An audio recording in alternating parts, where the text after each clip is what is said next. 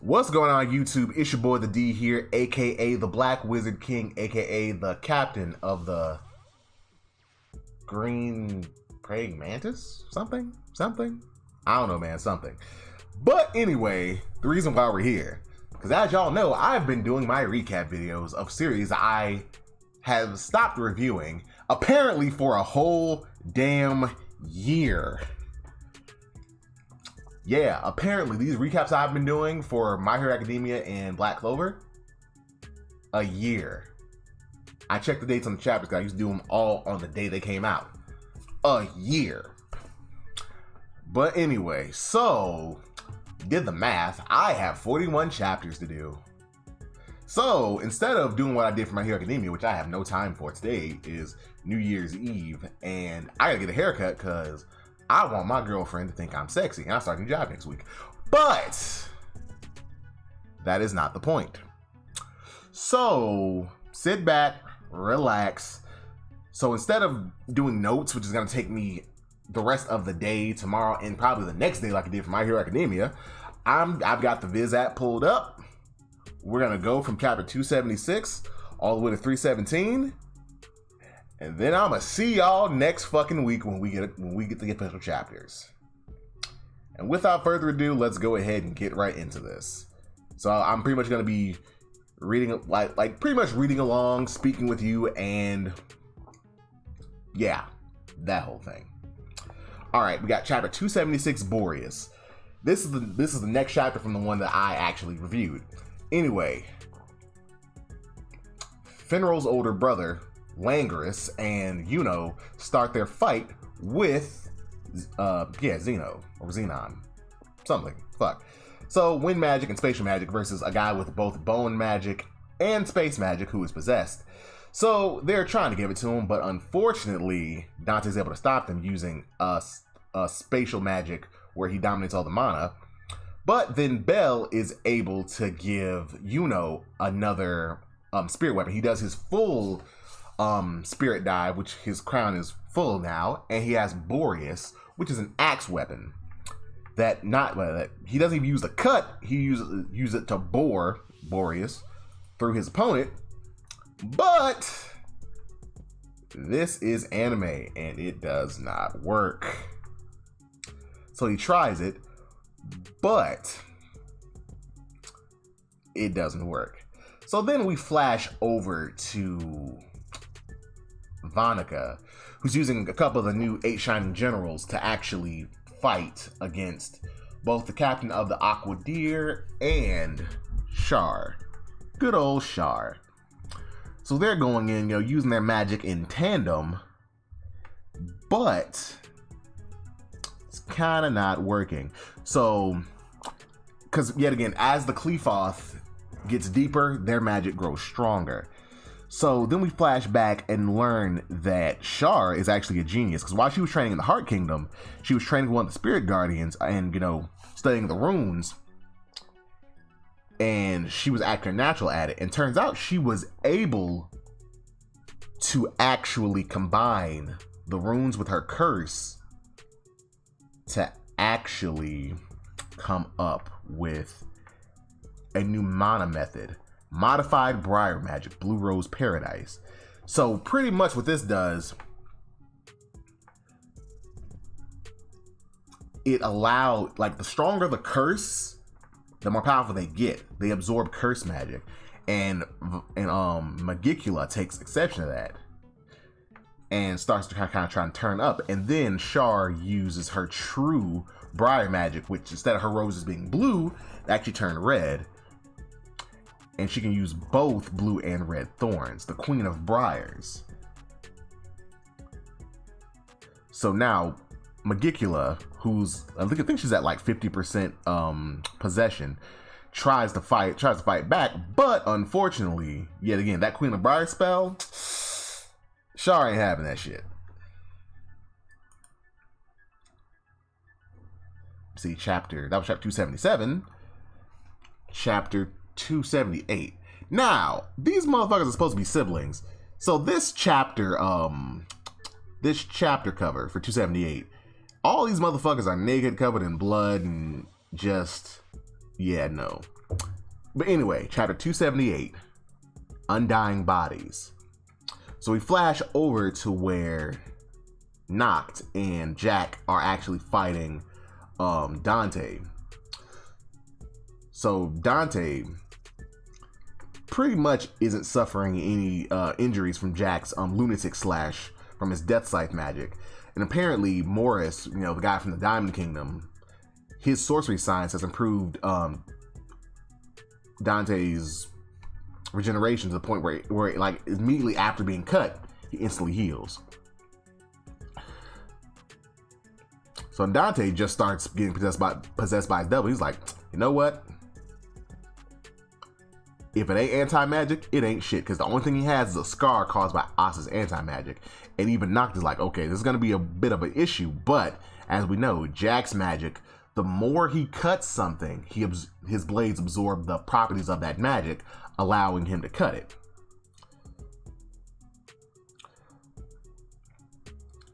So when the battle starts, Dante uses Presence of the Demon King, and in response, Noct uses Demon Union mode Equus, characteristic toughness, and he's able to stand even though the magic is crushing Jack. So anyway, Dante is impressed, like, oh, there's another Daredevil host besides the Ancient Magic Kid, and Noct is just holding a casual conversation. Pretty much he chides Jack and is like, okay, you're big and tall, is that all you've got? And Jack takes that shit personally. So Noct starts to go toe to toe with Dante using his demon, and Dante goes to end it. But it's here that we actually get Jack's backstory. His father, and him by extension, was a commoner. He was a hunter. And he always told him, hey, don't mess with things that are stronger than you. He was a conventional man. But when Jack learned that his magic formed blades, his father was happy and told him that it was fitting for him to be a hunter. But when Jack was 13, his dad died when he was fighting it looks like a mana beast, a giant bear. So Jack does what any sane person would do to the thing that killed their father. He cuts that motherfucker up and then casually decides that he's going to join the Magic Knights. So as Jack is being defended by Noct, he starts forming little mini blades on his back that start moving and cutting the gravity. And as he's doing this, Dante begins to piss Jack off, telling him, groveling while being protected? That's just pathetic. Yami Sukihiro was a captain too, but he at least kept me entertained. And Jack proclaims that he wants to take everyone who's considered strong and slash him to pieces. So he has blades coming out of every part of his body. His hands, his fingers, his head, the back of his head, the top of his head, his chest. And yet again, his magic allows him to slash through gravity.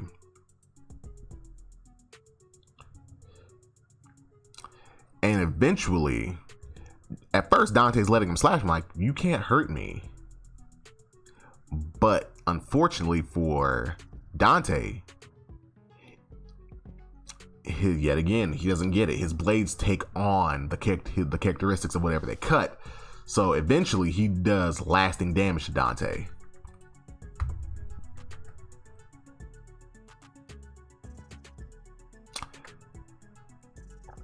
Chapter 279. Ooh. We get some more Leona. The Door to Hell.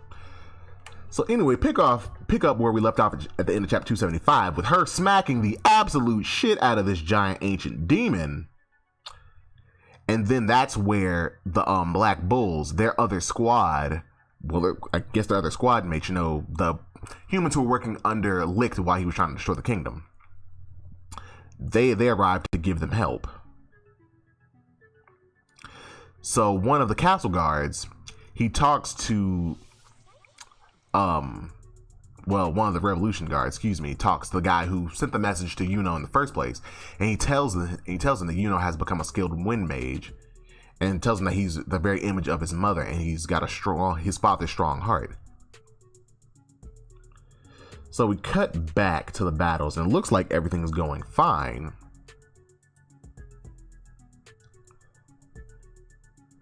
But yet again, Qlipoth continues to actually spread. So when Noct notices it, he changes his union mode to Fellas, and he uses shadow magic to see down where everything's happening. And that's there that he see that Boris is actually accelerating the Qlipoth's advancement using the wisdom of the Heart Kingdom. He's able to use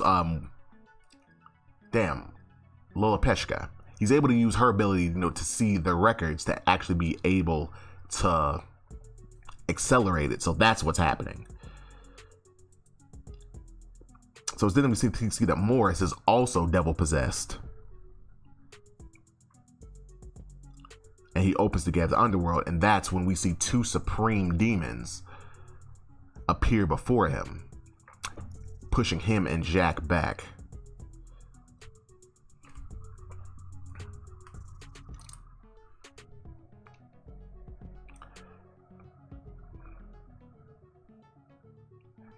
Chapter 280, Surging Disaster.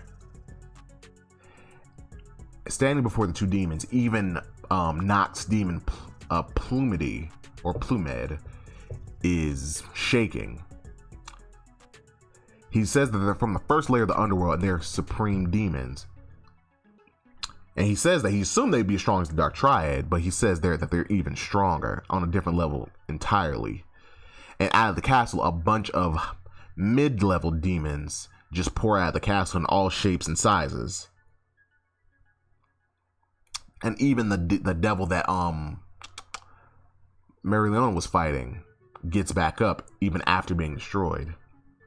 So as then we cut back over to the fight with using Boreas to bore straight through Xenon. And he even says that while he's being impaled, he can't win at 70%. Back in Shar and Aquadeer Buddy, I can't remember his name. They're saying that even though Magicula's Vonica, even though her curse power was actually sealed, her magic is swelling. And even Dante is like, they're all getting stronger. And with the gate open, they can all have their demons possess them at 100%. And so it's then that they start to counterattack and completely overwhelm their respective opponents. And even the two Supreme Devils, they're just there.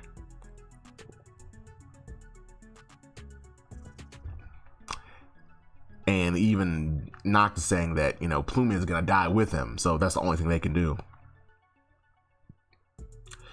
And as Yuno's talking to Xenon, he tells them that they'll be the ones to die, but they shouldn't worry about it because their kingdom's going to be destroyed. They're going to have nowhere to return to. And it's there that we see another supreme demon, just like the one in the Heart Kingdom and the one that Lick turned into 500 years ago, or 400 years ago. I think it's 500 years ago. Appear, but Asta, who's been training in Noct's family's basement, is ready to fight.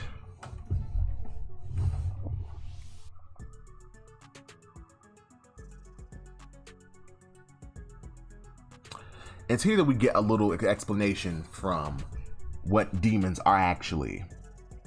It's said that demons are a miracle born from human hatred and the power of the underworld. It's said that in the Spade Kingdom, long, long ago, there were two royal kids who were close friends who had phenomenally strong magic. And then he said at some point their affection turned to hatred and they became demons. They fought and were sealed away. And apparently the Grinburyals, who are who's last name, were guarding those ancient demons, and they woke them up. And they were released in distraction. Now, so many of the Clover Kingdom's Magic Knights came to the Spade Kingdom, but nobody's there to protect the Clover Kingdom itself.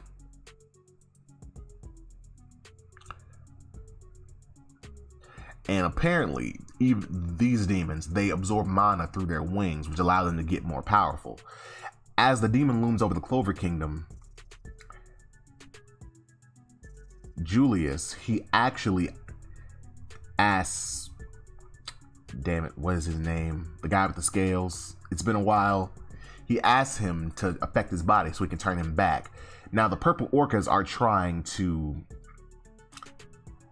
hold back the demon using their magic. The captain is using his vortex magic, but it is not working. So now the silver, goodness. The coral peacocks and the silver eagles, one of Noel's siblings, specifically the one who uses mist magic, are trying to keep it occupied, and even her other brother, Solid, uses his sea serpent's bellow, which yet again he copied from Noel, her sea dragon's roar, to try to stop it, but none of it is actually a match for it. But Scale Buddy uses his scale to kind of affect the demon's magic, so that he can actually, diminish it. He can't completely negate it. And it's here that we see that, yes, he was able to return Julius to his proper form. But even in that form, his power is limited. And as the demon prepares a humongous attack, we see Asta use his anti-magic sword to cut it, and then for a split second use Demon Union. Ending that chapter. Chapter 282, Black Guardian. So as Asta uses Devil Union, he's able to completely negate the attack that the demon was preparing.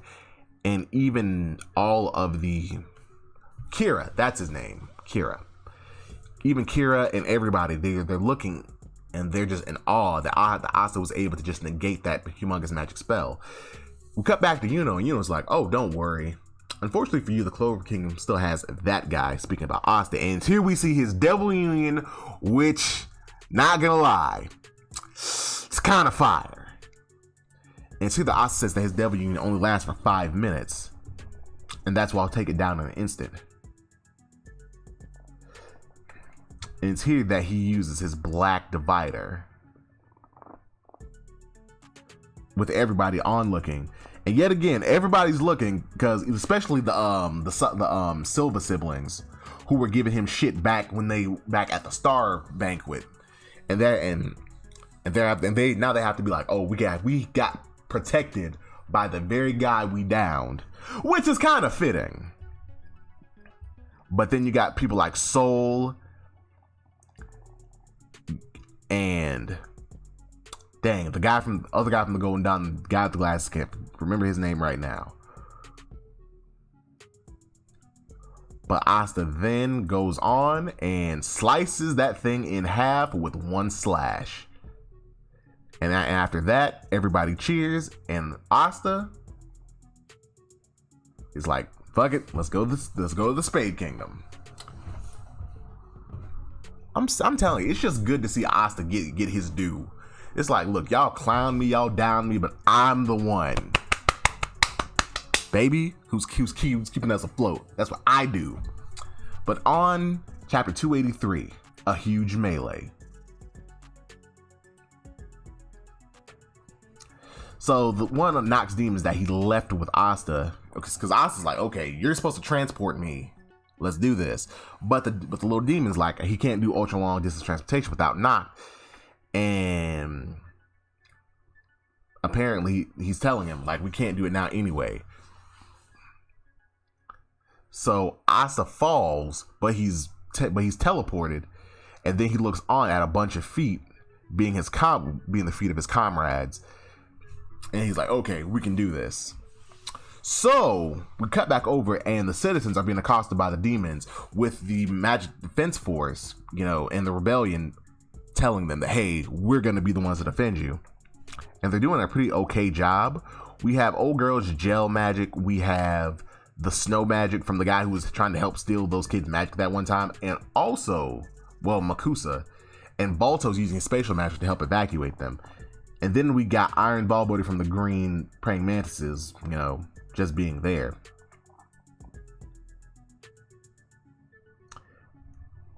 And it's then we see Captain Fuegoleon, who is still looking like a beast with Salamander helping with the cleanup.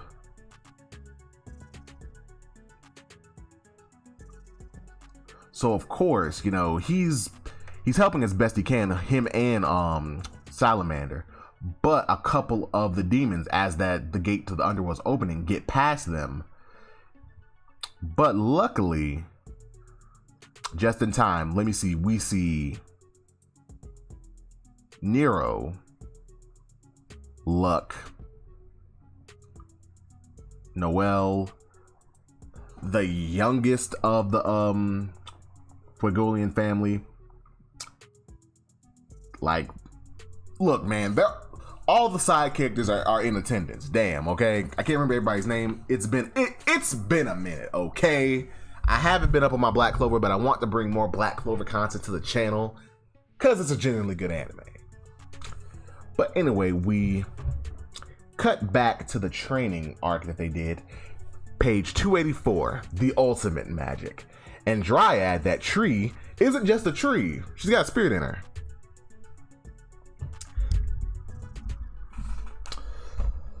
So anyway, it tells them about the underworld, you know, the Qliphotht opening and the demons are about to appear. And Lickman goes on to tell them that it's here that they're going to teach them the ultimate magic. Now, what makes it the most powerful magic, the ultimate magic, is that it embodies the magic of its caster. And for each individual, it's different. And he said ordinarily only elves who have vast magic can use it, because humans possess far too little. However, by making use of the free mana method in the Heart Kingdom, they acquire true magic that uses enormous amounts of natural magic. So pretty much what this allows them to do is use more magic than they actually have. So even though it's not quote unquote true ultimate magic, they'll be able to fake it. And it's here that they all use their true magics: true water, true lightning, true earth, true cotton, true plant, true wind, and true flame magic to completely eviscerate the demons. And it's here that, you know, everybody is happy to see them. Voltos and even the scientist girl, and even Noelle, she's out for blood. She wants Vonica.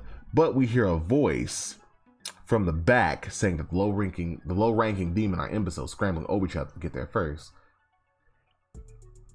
And it then starts twisting them and destroying them. And it's here that we get the mid-ranking devils. And we flash back to Dryad telling them, with low-level demons, you can use a ton of mana, you can mow them down pretty easy. The problem is that the mid-level and higher aren't so easily destroyed. It's in the Luck opens his grimoire and it flares up, and he uses his ultimate magic.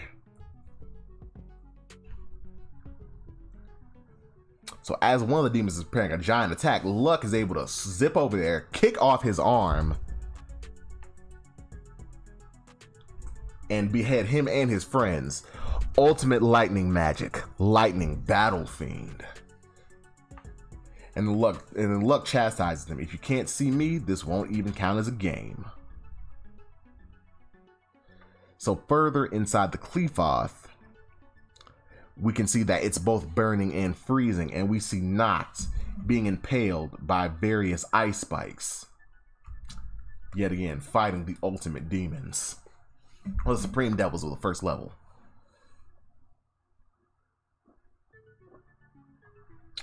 Alright, now, we flash back to a few minutes before Noelle and the others arrive. Noct engages with the demons. The woman... Oh, excuse me. Well, let's not get ahead of myself. They're just muttering things like torment, break, toy with, kill. And Dante is just enjoying this. Now, one of the Supreme Demon looks over at him, noticing him, and she's like, he looks amusing. But he's Lucifero's toy, and they're like, we don't want to mess with that. That could get messy. So then Jack gets up And he says, Dante, hey, you're fighting me. I'm gonna slash you up. So even Nox like, man, it's gonna have a rough time. I just have to. He's just like, look, he's gonna have to keep him busy, because I got an even worse thing going on here. So then Nox switches his Devil Union mode to Gallus, whose characteristic is Call. He uses sonic magic. And he's able to drag them into a different place. Thanks to his Call that froze him.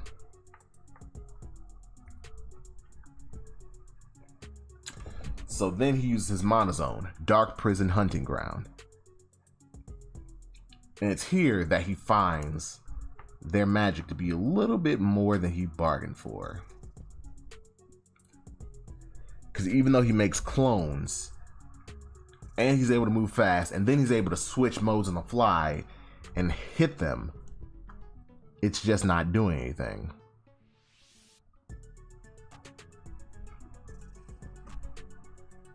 Because their magic is so vast, you know, and there's that much of a power gap, it's just not doing anything.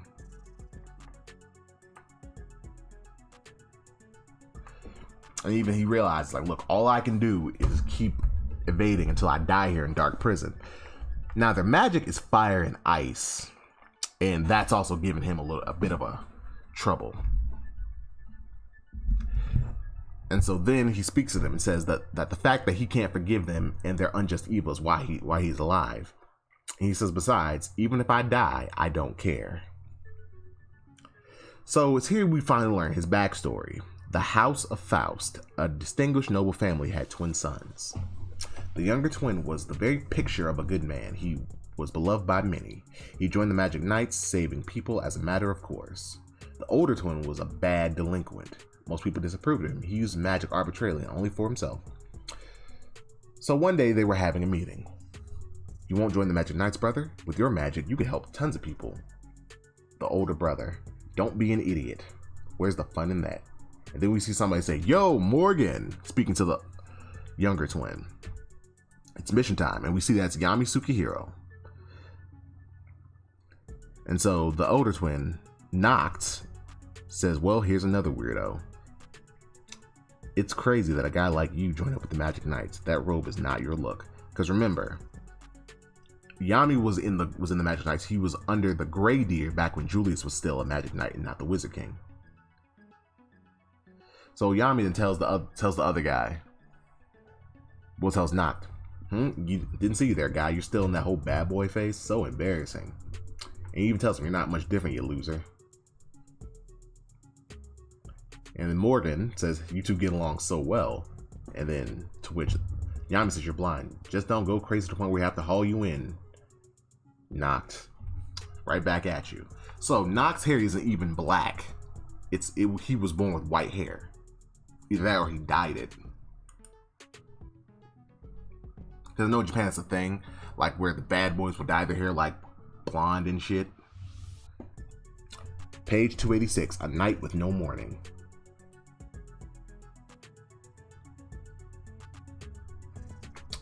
Their backstory continues. If something wasn't fun for me, I didn't want to do it. For as far back as I could remember, I'd done nothing but bad stuff. My little brother was the polar opposite. So yeah, it looked like here, like his hair, it was dyed blonde. It wasn't naturally. He loved everyone and everyone loved him. He could sacrifice himself for his strength, just like his magic attribute. He was light. We looked identical, and yet you never thought we were the same species. My feelings about my brother were, well,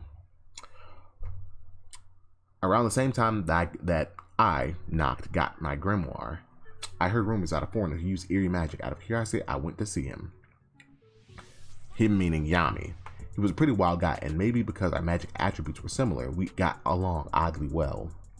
We got up to quite a lot of trouble, keeping it petty enough that we wouldn't be hauled in by the Magic Knights. Half a year later, by some weird coincidence, that guy, my brother, joined the Grey Deer Brigade. I figured there was no way a guy like Yami would make it as a Magic Knight. However, my brother could get along with anyone, and the two of them hit it off. Maybe because of him, Yami managed to feel at home in the brigade as well. My brother said Yami and I were a lot alike, and it wasn't just our magic. But for some reason, I didn't like that. Morgan, you've got the greatest talent for magic, brother.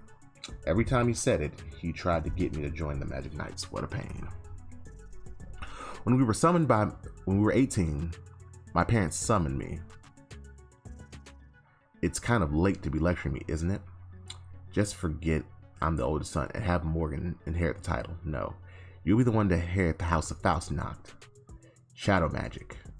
Invitation to a dark garden. His father takes him to the basement where he'd been training Asta, where Noct would one day train Asta. As a family, we have devoted ourselves to the study of devils for generations. You have inherited that magic and that spirit. Faced with that hideous, unknown temptation, I trembled. My heart grew restless, and I felt an unfathomable excitement. The mouse in me was overjoyed. In the Faust family, I was the only one who really fit in, while Morgan was the black sheep. In the Magic Knights, Morgan and Yami became a dynamic duo of dark and light. Meanwhile, I threw myself into the study of devils and showed a talent for it. His father told him to think you'd contract with 4 devils so quickly and master their power so well. You are a genius, Noct. You might be able to contract with this devil as well. The underworld is ruled by three devils of gravity, time, and space. One of the devils who supports them is a supreme devil, Lucifugus, a supreme devil. Interesting. Don't do it, brother. One of the robed figures takes off his robe, it being Morgan. Morgan. Father, mother, forbidden magic is a crime as a Magic Knight. I can't overlook this. To which his mother's like, Morgan, when did you?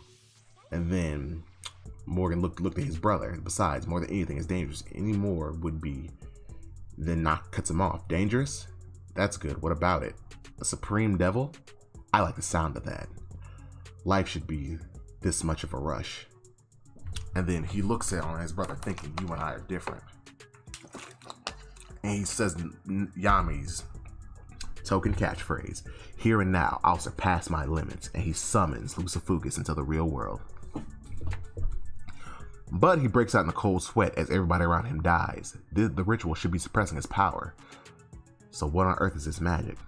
He's attacking everyone besides the individual who invoked him. Noct's body was frozen in place. And then it's there that he finally realized this is something that we shouldn't have messed with. But as he's doing that, Morgan rushes over and starts messing with the bracelet.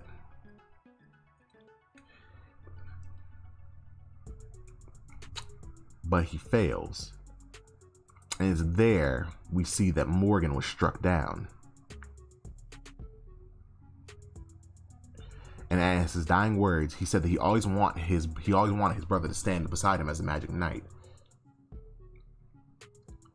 And as Morgan died, that is when Noct started to lament his ways.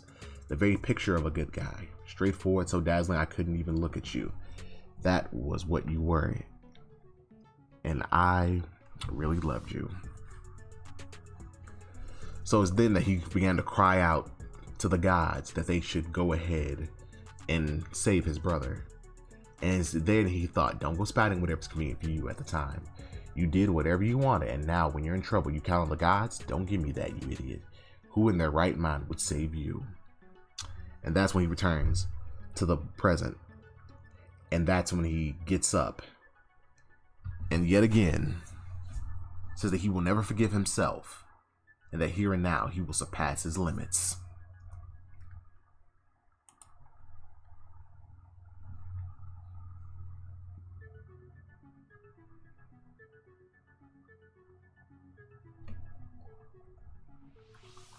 And it's here, page 287, Day of Atonement. So it's then that he's thinking of a situation, that Noct's thinking of a situation. All the devils I'm contracted with are mid-level. They can't even touch these supreme devils. He says that he knows his limits, and that's why we flash back to him lamenting over his brother's grave. And Yami comes. And he tells him that someday he's going to make his own brigade. And that the very idea of him being a captain is ridiculous. And Yami picks up a pack of cigarettes that Noct left on Morgan's grave. If I make it happen, you be my vice captain, then we'll both get laughed at together. he sticks one of the cigarettes in his mouth to light it and walks away. It's then that, yet again, Noct says that his vow is that no matter how he pays for his sins, he'll never forgive himself. He can't let himself be praised or stand in the spotlight. He can't and must not be like Morgan. But he will continue to destroy evil from the shadows until he dies.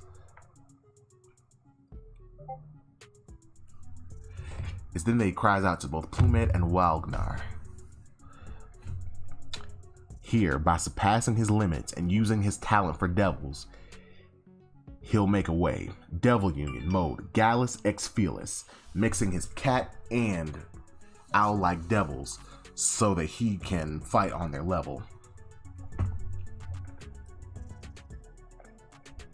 It's here that we find out that just for a second he can boost the magic of a single spell to the class of a supreme demon. It's here that he wants to cast shadow magic, Monument of Atonement. By sacrificing himself, he'll seal them inside the world of shadows, a place where no light or life or death. And it's here that he'll lock himself in there with them in an endless game of hellish tag. But the seal is broken by their magic. One whose magic burns away everything, Devil Flame magic, and the other who freezes everything, Devil Ice magic. And they can freeze and burn even intangible concepts like light and shadow. And it's here that they laugh. And Noct really feels that, the gravity of the situation, they were never trying. They were screwing with him. And this is the end result. And as they reach to strike the killing blow, Asta comes in his full Devil Union, slicing off its hand, asking them what are they doing to their vice captain.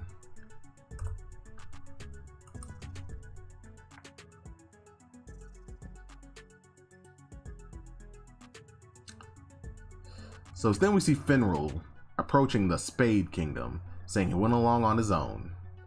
That guy's always in a big hurry. So then, I think it's Gimadello, the demon that that he left with Asta, comes over to Asta. Jumps off Asta to hug Noct. And it's there that Asta uses his sword to break the fire and ice magic that's on Noct. And it's there that he kind of sees a little bit of his brother in him.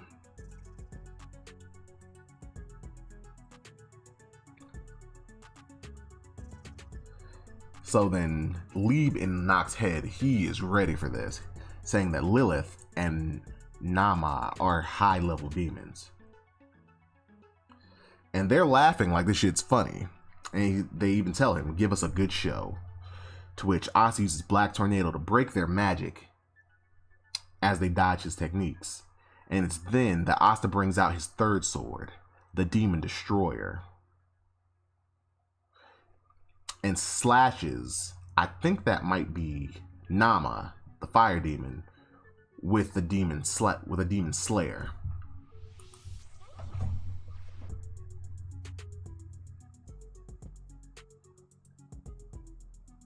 Page 289, Freezing Sun.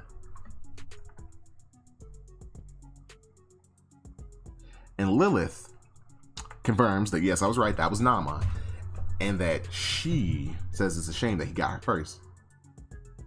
And it's there that she takes his body and absorbs it and becomes an even more powerful supreme demon with both devil, ice, and flame magic. And Asta, being the dunce that he is, he's like, wow, you're probably incredibly awesome and all, but I can't sense magic at all, so I can't really tell. So it's then that she makes the freezing sun, combines the two magics in order to destroy the entire Spade Kingdom. And then Asta looks up and it's like, all you did was get bigger. I got bigger too. And it's here that he pours his anti-magic into the Demon Slayer sword, and it grows to monumental proportions. And then we see two people smiling, who are Zora and Magna. And Magna saying, taking off his glasses, looking up at Asta, just how big are you gonna get, kid?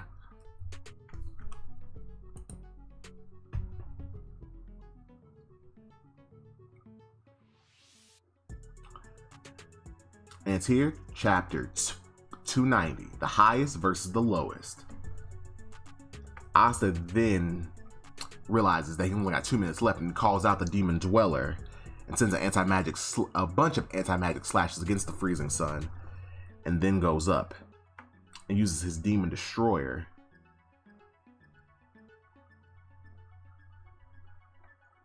So then they reflect on their lives and how thanks to each other they can actually fight on equal terms with the Supreme Demon.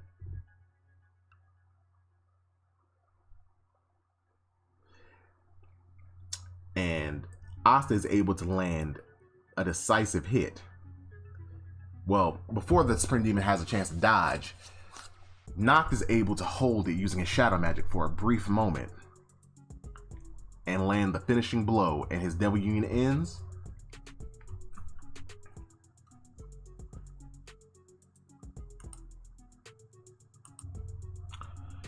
Alright, on to the next chapter. Page 291, a duel with a distant inferior.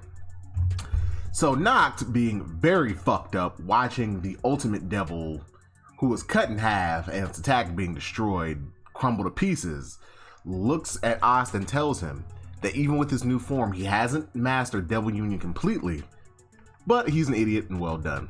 And Asta greets his vice captain with a smile, thank him, telling him he's a lot like Yami.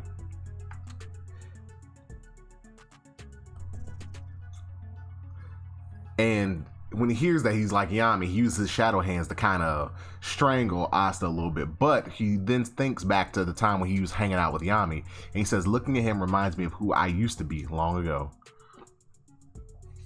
And then Asta goes on to say that the aftermath of Devil Union, there's an excruciating full body pain, you know, describing as the kickback, and he won't be able to do it for 30 or so minutes, or even his black mode. And then Noct here's like, oh, 30 minutes, and he's like, it's not good. The Dark Triad currently has the power on level with the highest devil class, and he's like, he doubts the others will be able to last 30 minutes.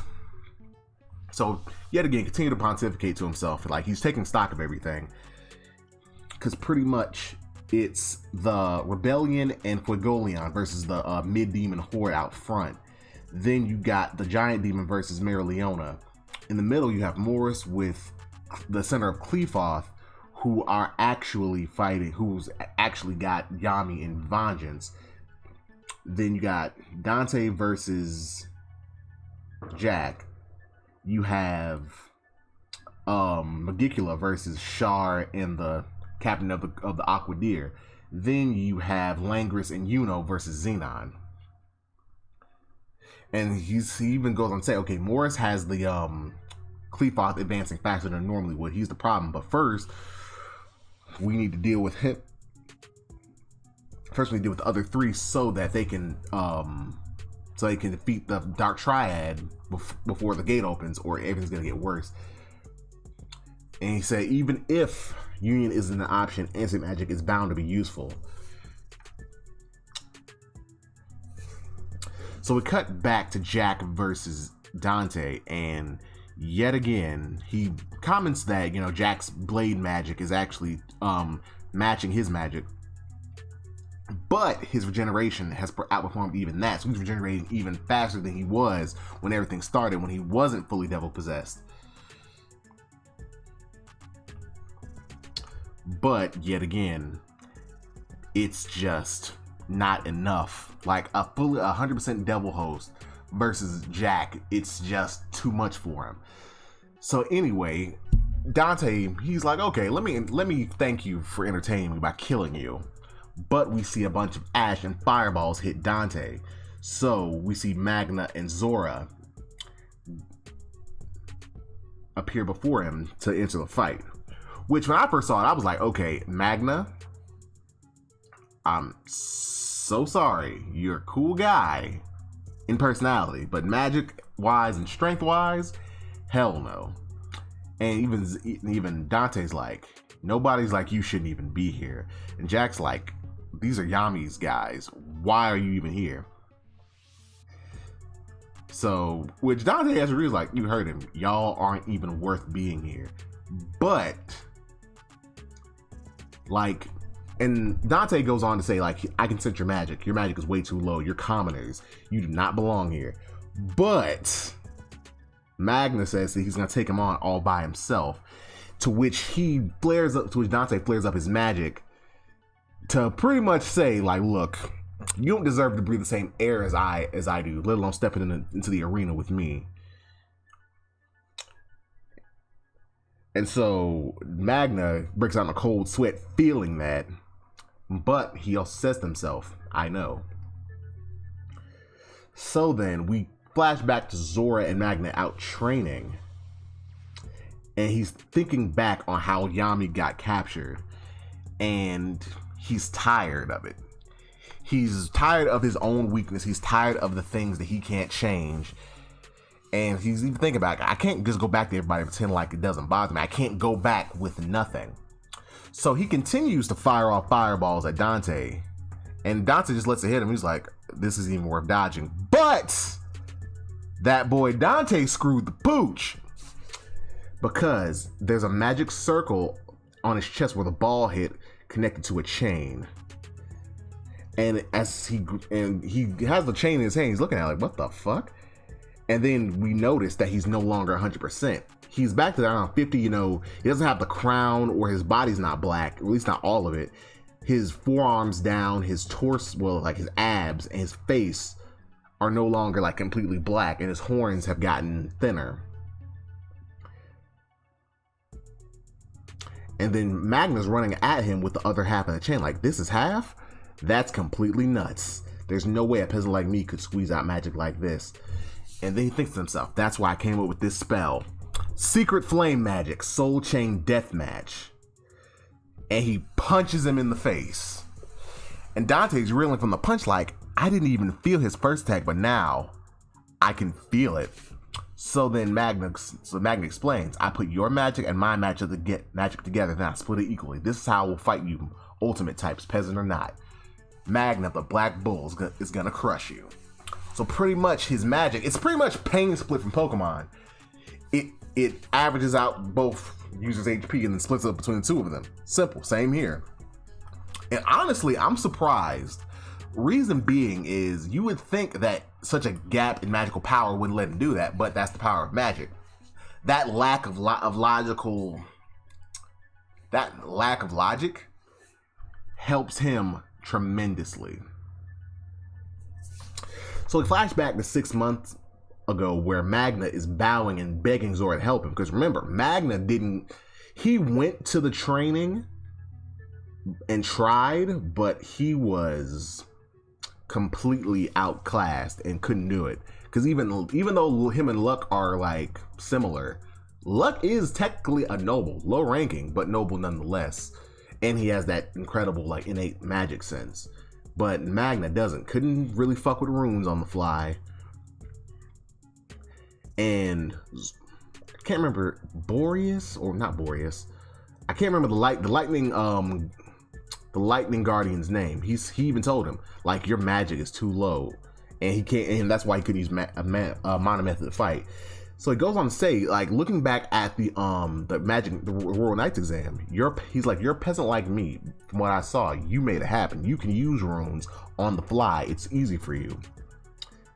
And he even mentioned the one that doubles any impact it's given and gives it back.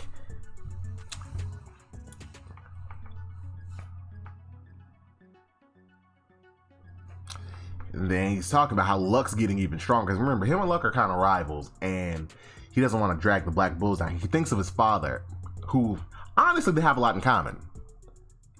Two peasants with flame magic.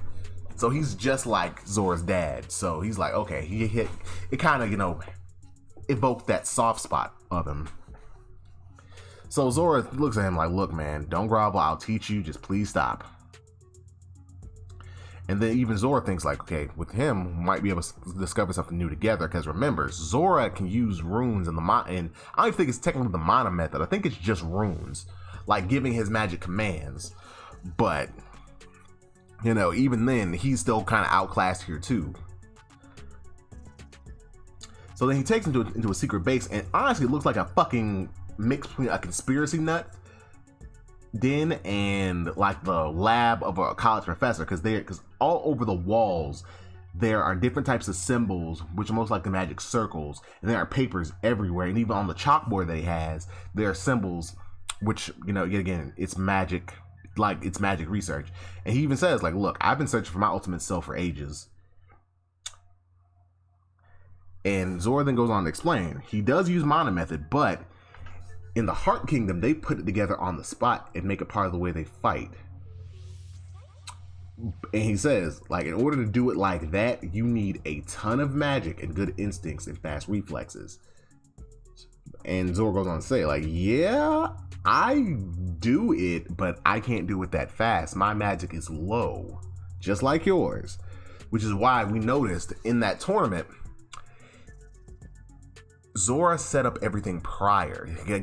Like when he wrote runes, he had to write them away from everybody else, and it took time.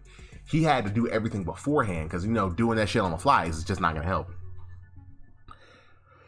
And he says that all he does is put the arrays together slowly beforehand. That's especially true for powerful ones like the counterspell trap.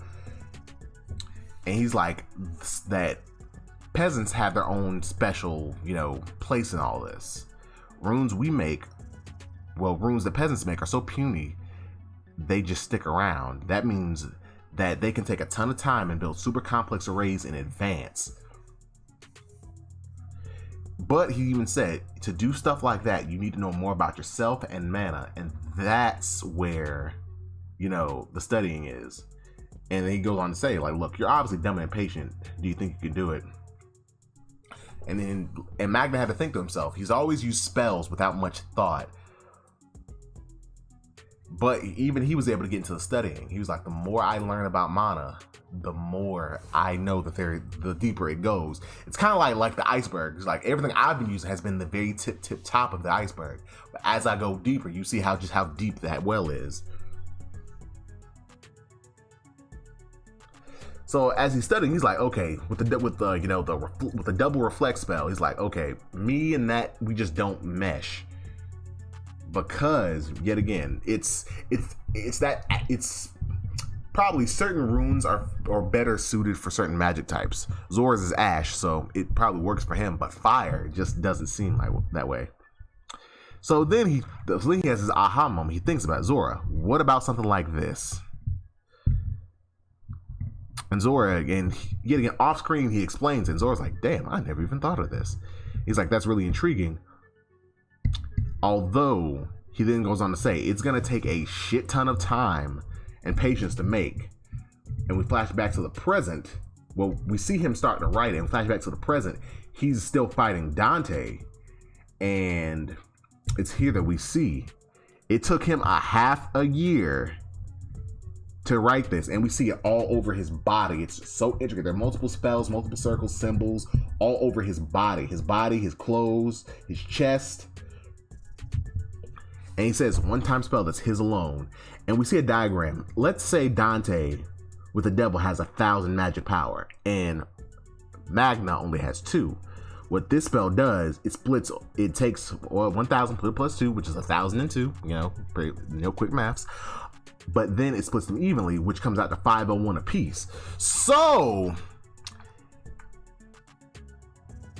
it makes it so that he can fight on his level. And the thing is, with this going on, well, hold on, I'll wait. And he goes on to explain that the chain is their souls. If you yank it out or break it, it'll cause you to go insane. And then Jack's watching, like, there's no way in hell somebody with such low magic, a peasant, could do something like that. And Zora just didn't think about just being proud. Like, hey man, we're in the same boat and we're both doing big things. The thing is, he did. And so he even told Jack, like, look, here on out, if we do anything, it's gonna screw with the spell. Let's just let him do it. But yeah, and Dante is able to counterattack with gravity magic heavy infighting. And he lands a mean left on Magna, but Magna eats that shit and keeps kicking. The thing is that under normal circumstances, the just sheer power of Dante's magic would crush damn near anybody, especially Magna. But the thing is, they have equal power. It's kind of like in Bleach, how when Ichigo first fought Kenpachi, he was like, he couldn't cut him at first. But then as he grew stronger, he could.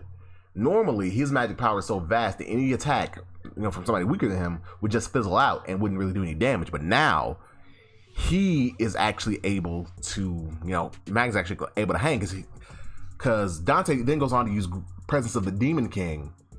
But instead of being crushed in a normal situation, Magna's able to buckle down, take it, and then fire off in Dante's chest. But Dante still has his regeneration magic, which yet again nullifies the damage. So they keep fighting, and Dante's just like, look, you're gonna regret this.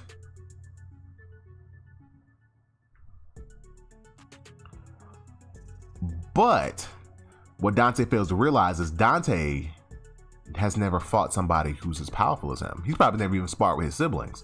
So everybody else who he's ever killed is just unlike him. So you're fighting somebody who not only has experience fighting people stronger than them, and with grit too. So he's able to knock him down and win.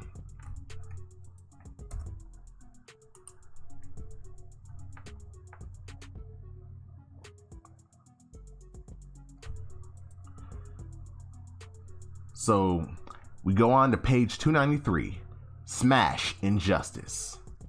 So we then see Luck traveling through the castle, sensing the magic. So Dante's on the ground after being flattened. He says, why, how dare you punch me in the face? You put my back on the ground. Which yet again, theorizes probably the first time that's ever happened. And then he uses gravity magic to come at Magna, who's able to, he uses it to pull up some rubble and shoot it towards him, but Magna's able to counter with his punches, and then he's able to use his sword spell to hit Magna, but yet again, Magna counters. So Dante starts raving, telling him to go ahead and steal his magic with an underhanded spell, then start a fight on equal terms. But yet again, he keeps pointing out, you take damage normally while I constantly regenerate. He's like, in the end, our stats are just too different. So then he says, like, look, you're not the one who can bring me joy. And then Magnus starts thinking to himself, yeah, I'm not the person you think I am. That you think I should be. I'm a peasant. He wasn't born an awesome noble or a royal.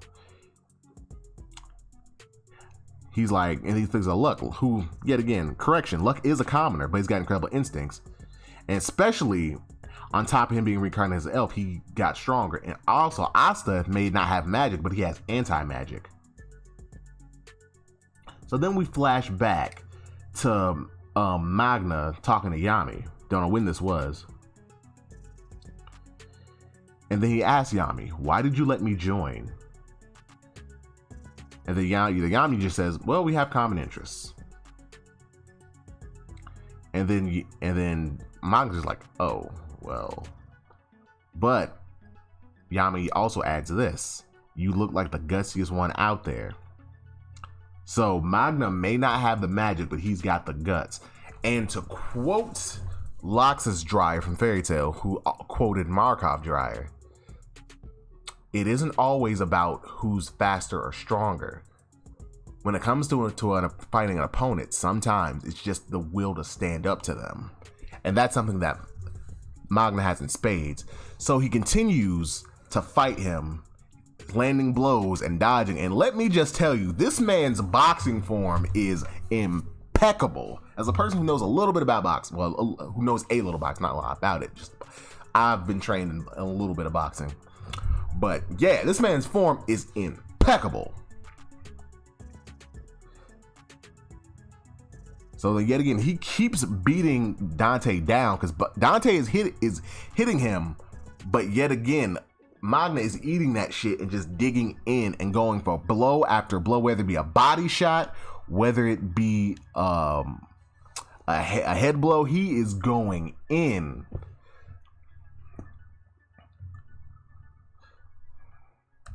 So then the fight continues, and yet again, Dante is smiling, just like you see now, because Magna has been fucked up.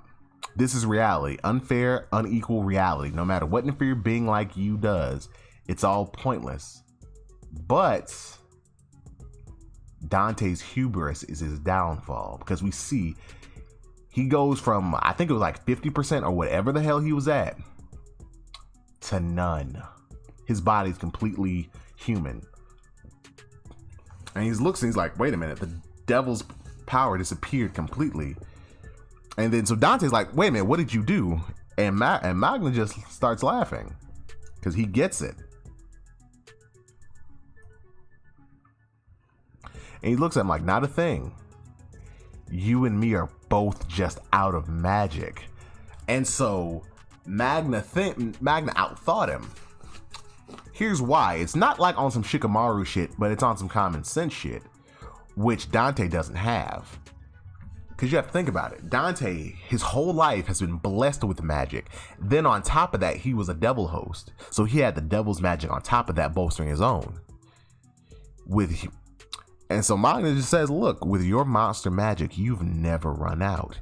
You don't know how to regulate it. If he'd have regulated his power better, he probably would have won. You've also never fought anybody who has as much magic as you do. So you didn't even realize you were burning through so much magic. And so Dante just looks dumbfounded like, oh shit, my magic's tapped out. I can't call Lucifero. And so Magna just digs deep yet again. Now you can't use any decent spells. And Magna rushes him, and Dante's just like, oh shit, I can't use gravity magic. And then I can't use regeneration. And he's like, oh, but neither can you. But before he can finish the sentence, Magna hits him with a swift uppercut. And then continues to beat his ass. Dante tries to, counter. And he does. He gets some hits in. But the thing about Magna is he's used to fighting. And so just as the fight finishes, both Luck and Asta with Noct arrive to see Magna roaring as Dante lay defeated.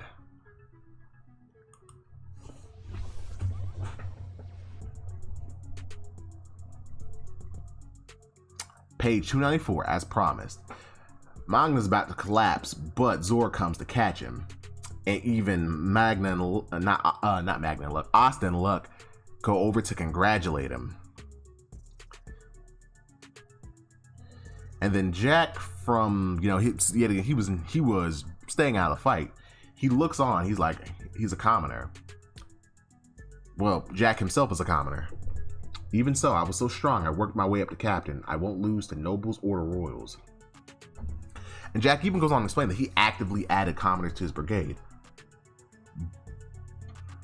But even then, Jack said when Yami let a peasant into his, he thought he's got to be out of his skull. And then he thinks to himself, damn it. And even then, he was like, you showed me something real interesting. So Noct's looking over everything, and remember the Dark Triad, whose power was at 100%, would have been nearly equal of a Supreme Devil. But even so, this guy, I just don't know how he did that, but what a great surprise. Because remember, Noct had taken the two other Supreme Devils and left Jack with Dante himself. So he doesn't know about that spell. I don't think anybody's ever going to know, because I don't even think he's going to ever use it again. We might use it again, maybe like in the final arc, whenever that is. Hopefully it's not anytime soon, but he may use it then. So Noct then goes on to say that that Cleofoth should slow down with Dante defeated. So then we cut over to Morris, who I forgot to mention was blind, but now has devil eyes thanks to him being a devil host, so his eyes work now. So he wonders about Dante's loss, but he doesn't really, too much think about that. So Noct goes on to explain, like, look, we defeated one of the Dark Triad, and that's great, but if we don't defeat the other two, we're fucked.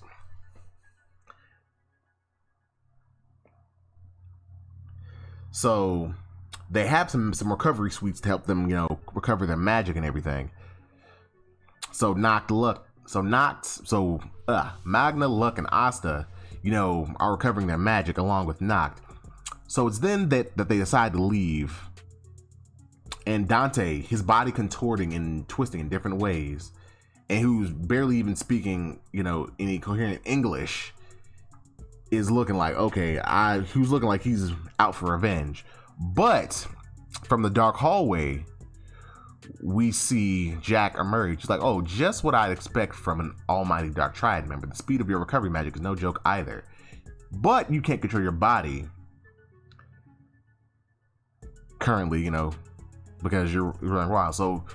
So Dante's going on like, silence, I'm immortal, I'll crush all of you, I never lose. So Jax is like, fuck that. He's like, shut up, I hate stubborn guys. But he's like, little insect won that. Don't go raining on his parade. So then the group minus Jack then starts running through the castle, and they're like, okay, so that everybody who was in the Heart Kingdom's okay, and if you're here, look, that means we cut back over to Magicula, and she's still at 100%, and she is going the fuck nuts. And Shar is using, like, yet again, her Queen of Thorns, and she's limiting her curse-warding magic, but her blood magic is still strong even without it. And then Magicula / Vonica goes on to say, oh, I guess our teamwork was stronger, right? And then we see Lola Peshka, who's being controlled, because you see around her legs, because she got on a dress, which you can damn near see up, and on her face, you can see runes.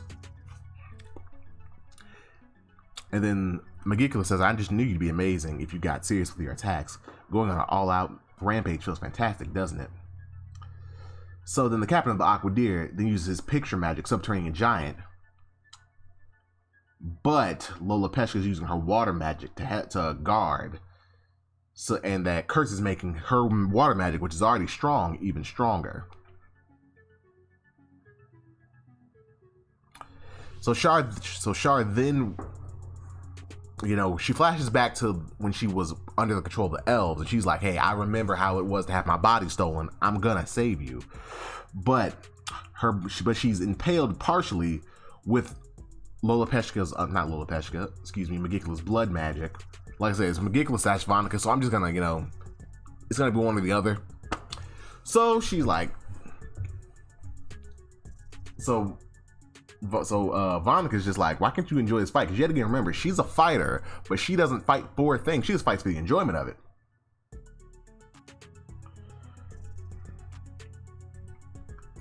So then, just as Vonica's about to continue her attack, Noelle, who's in full Valkyrie mode, and the Lightning Guardian come in to save her.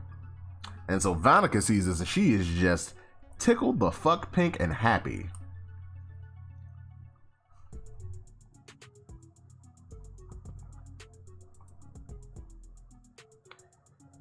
And let me see, page 295, rematch.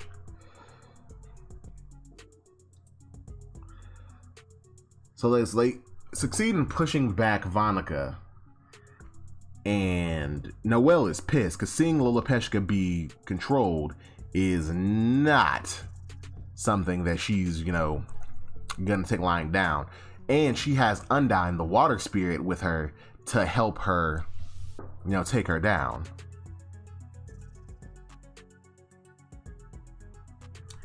So then we cut to a flashback of Noelle at the Dryad tree. And the Dryad tells her, before ultimate magic or anything, there's a certain power you should acquire. And then Dryad looks over at Undyne and says, isn't that right? So Noelle's like, wait a minute, Undyne, you're okay, but why? So she then goes on to say that the curse warding magic sapped her strength and temporarily dissolved her contract with Lolopeshka. In order to gain her strength and store up mana, she moved to the grimoire of another qualified mage, Noelle, which makes Noelle her current host. So she's joined the ranks of Yuno and Fuegoleon. Although she has to, tear her down a little bit and says she'd prefer not to work with someone so ill-mannered and belligerent. So this is only a temporary thing. It's Lolopeshka for her. So Dryad's like, look, y'all, let's get to the point. Using half her body, Vanica has physically manifested the Supreme Devil Magicula. While arcane stage mages could finish her off, there's another possibility. It's a stage only spirit hosts can attain, one that purifies malice and destroys devils, the Saint stage. And so she kind of points over to Undyne, isn't that right? And then, so Noelle asked the logical question, and that's the case, then why is she relying on Asta and other arcane mages? Shouldn't she have trained Fuegoleon and Yuno too? Their spirit hosts, and on top of that, Lolopeshka. And she's like, yeah, Lolopeshka's magic is even bigger than theirs. It's ridiculous. Like, if she'd had Saint stage, we might have been able to win that fight off rip. So, inside of a flashback, so Undyne then goes on to say, like, look, back in the day, I just so happened to hit it off with the first queen of the Heart Kingdom, and I made her my host. And she's like, ever since, I've protected the Heart Kingdom alongside the subsequent queens. And she's like, and then after a very long time, she met Lolopeshka. And she's like, even when she was little, she had very vast magic, and she was very well qualified to be the next ruler. But she was different from any ordinary princesses, because she wasn't ever able to learn an attack. Best she could do was make night dolls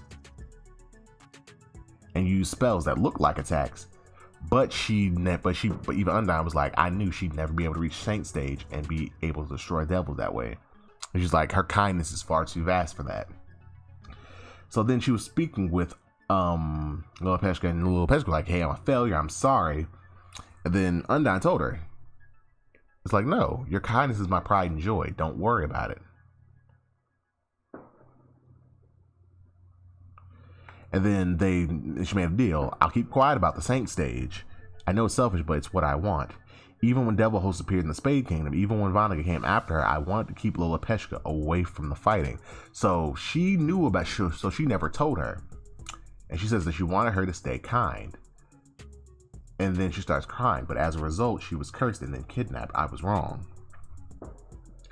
And then Noelle was like, yeah, not telling about the Saint stage might have been a mistake, but you did it out of kindness, and being a kind, having affection for someone, it's not the worst thing in the world. And then, so Noelle was like, look, even though we don't get along, we have the same goal. Let's defeat Vanica and get Lolopeshka back. So Lolopeshka keeps talking that crazy shit. And then Noelle finally turns up, and using her water dragon's lair, she's able to ward off the water. But even then, she activates Spirit Dive, Saint Valkyrie armor, which is even more, revealing. But hey,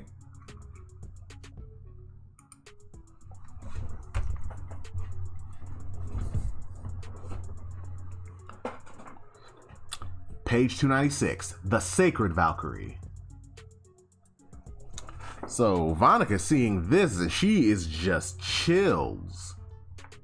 So then she uses her blood magic, Herd of Red Beasts, and Noelle is able to flash between them and destroy them in an instant. She's faster than she's ever been.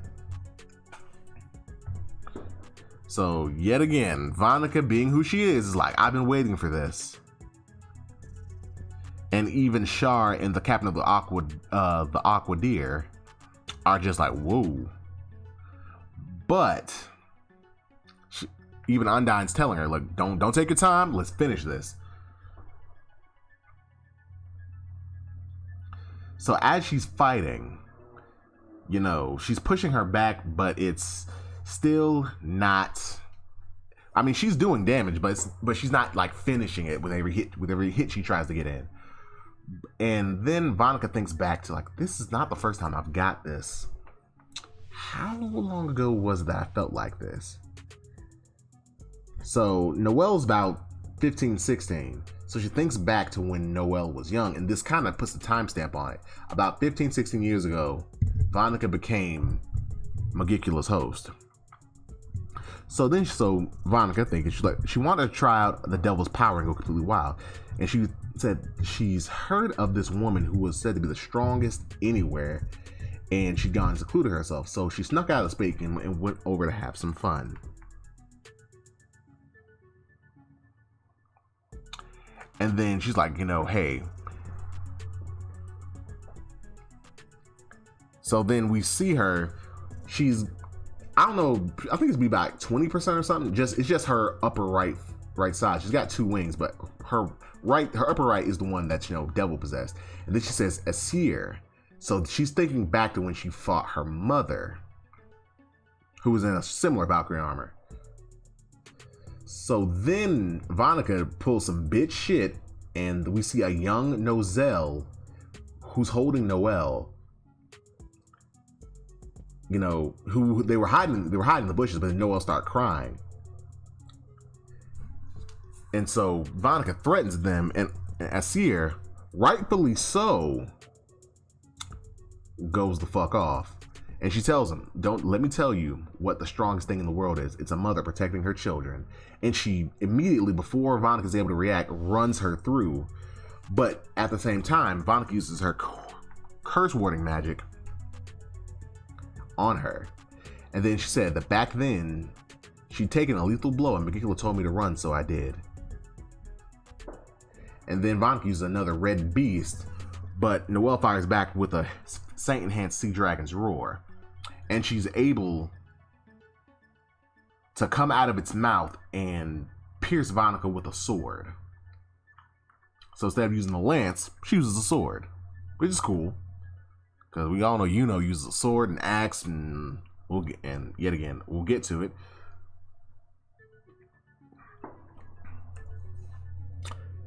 Let me see. Page 297, The Descent. So Vonica's coughing up blood, but yet again, being the battle-crazed person she is still having the time of her life. And as they continue to go back and forth, summoning blood pillars, and with Noelle just moving around her using water, she's able to push her back. But before she can finish her off, something strange happens. Vonica looks up at her and says that she felt amazing, and she looks at her and says, "Is this friendship?" And Noelle just looks down at her with disgust, and she's like, "Hey, does this make us rivals?"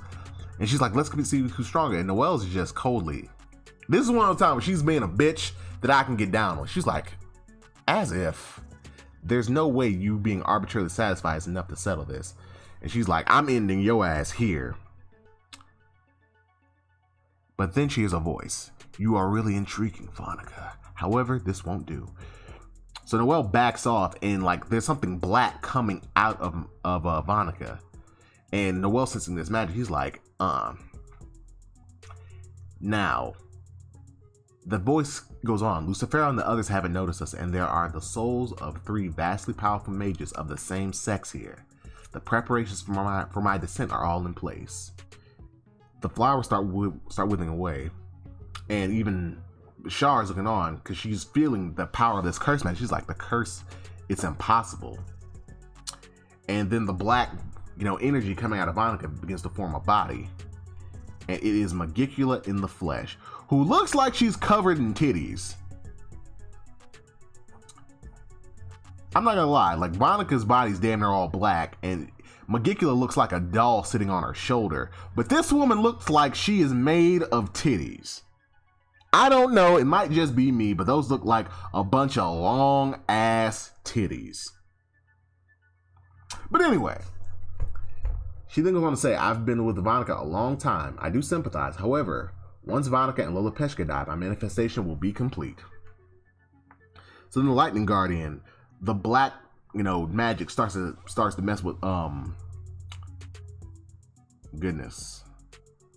Lolopeshka, and like the magic cuts her, and she turns into like a half demon possessed form.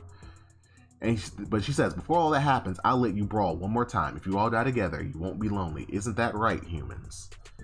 Which yet again pisses off Noelle even more.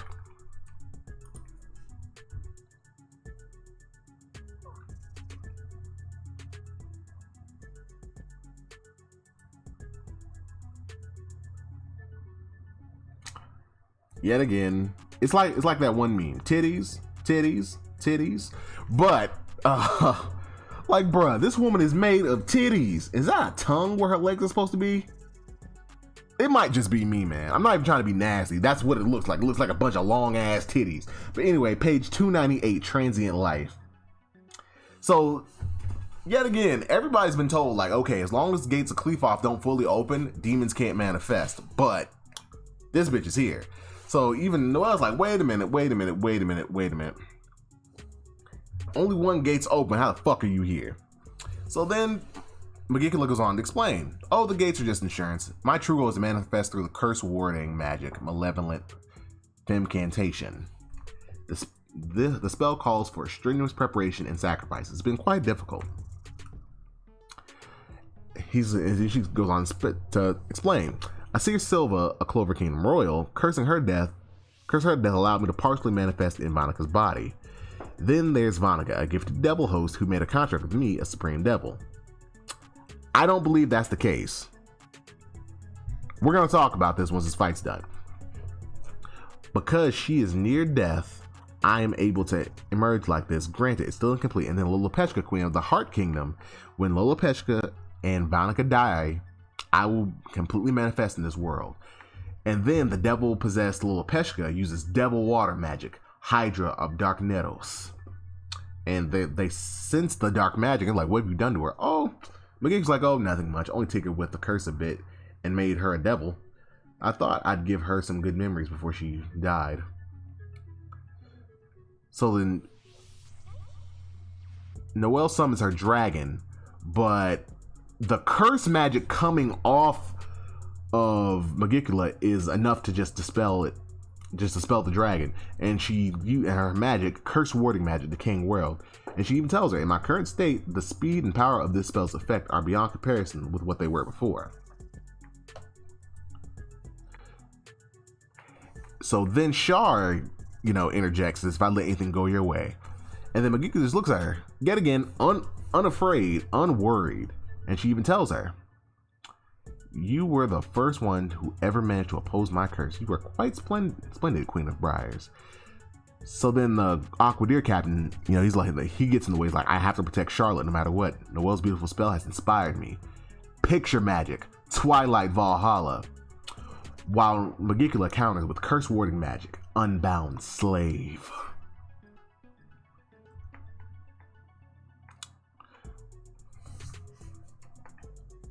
So then the Lightning Guardian uses his true lightning magic, Nadaras do Asturaza.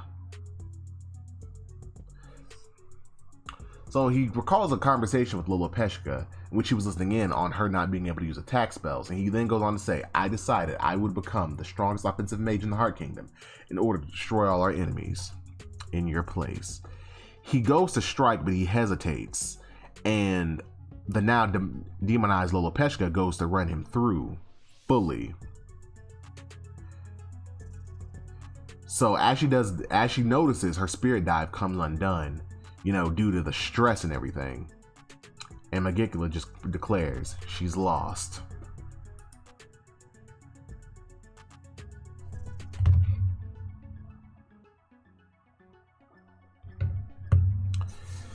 So she goes on to pontificate. Now that your Saint stage has come undone, you've lost your only means of defeating me. Even if you manage to unleash more Saint stage attacks, they'd never reach me. This entire area is filled with my decaying world spell. No one can come save you. Even if they reached you, they would be helpless. That's reason enough to give up, don't you think? This was fun, human.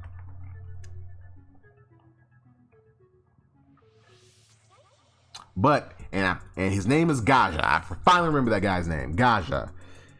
He continues to, because even though he's impaled, he raises his hand to use his magic, and even Undyne's looking at him, and even she's like, this is bad. And then he looks at Lolopeshka and puts his hands on her head and says, this won't hurt. Forgive me, my queen. Lightning magic. Pulsaranta.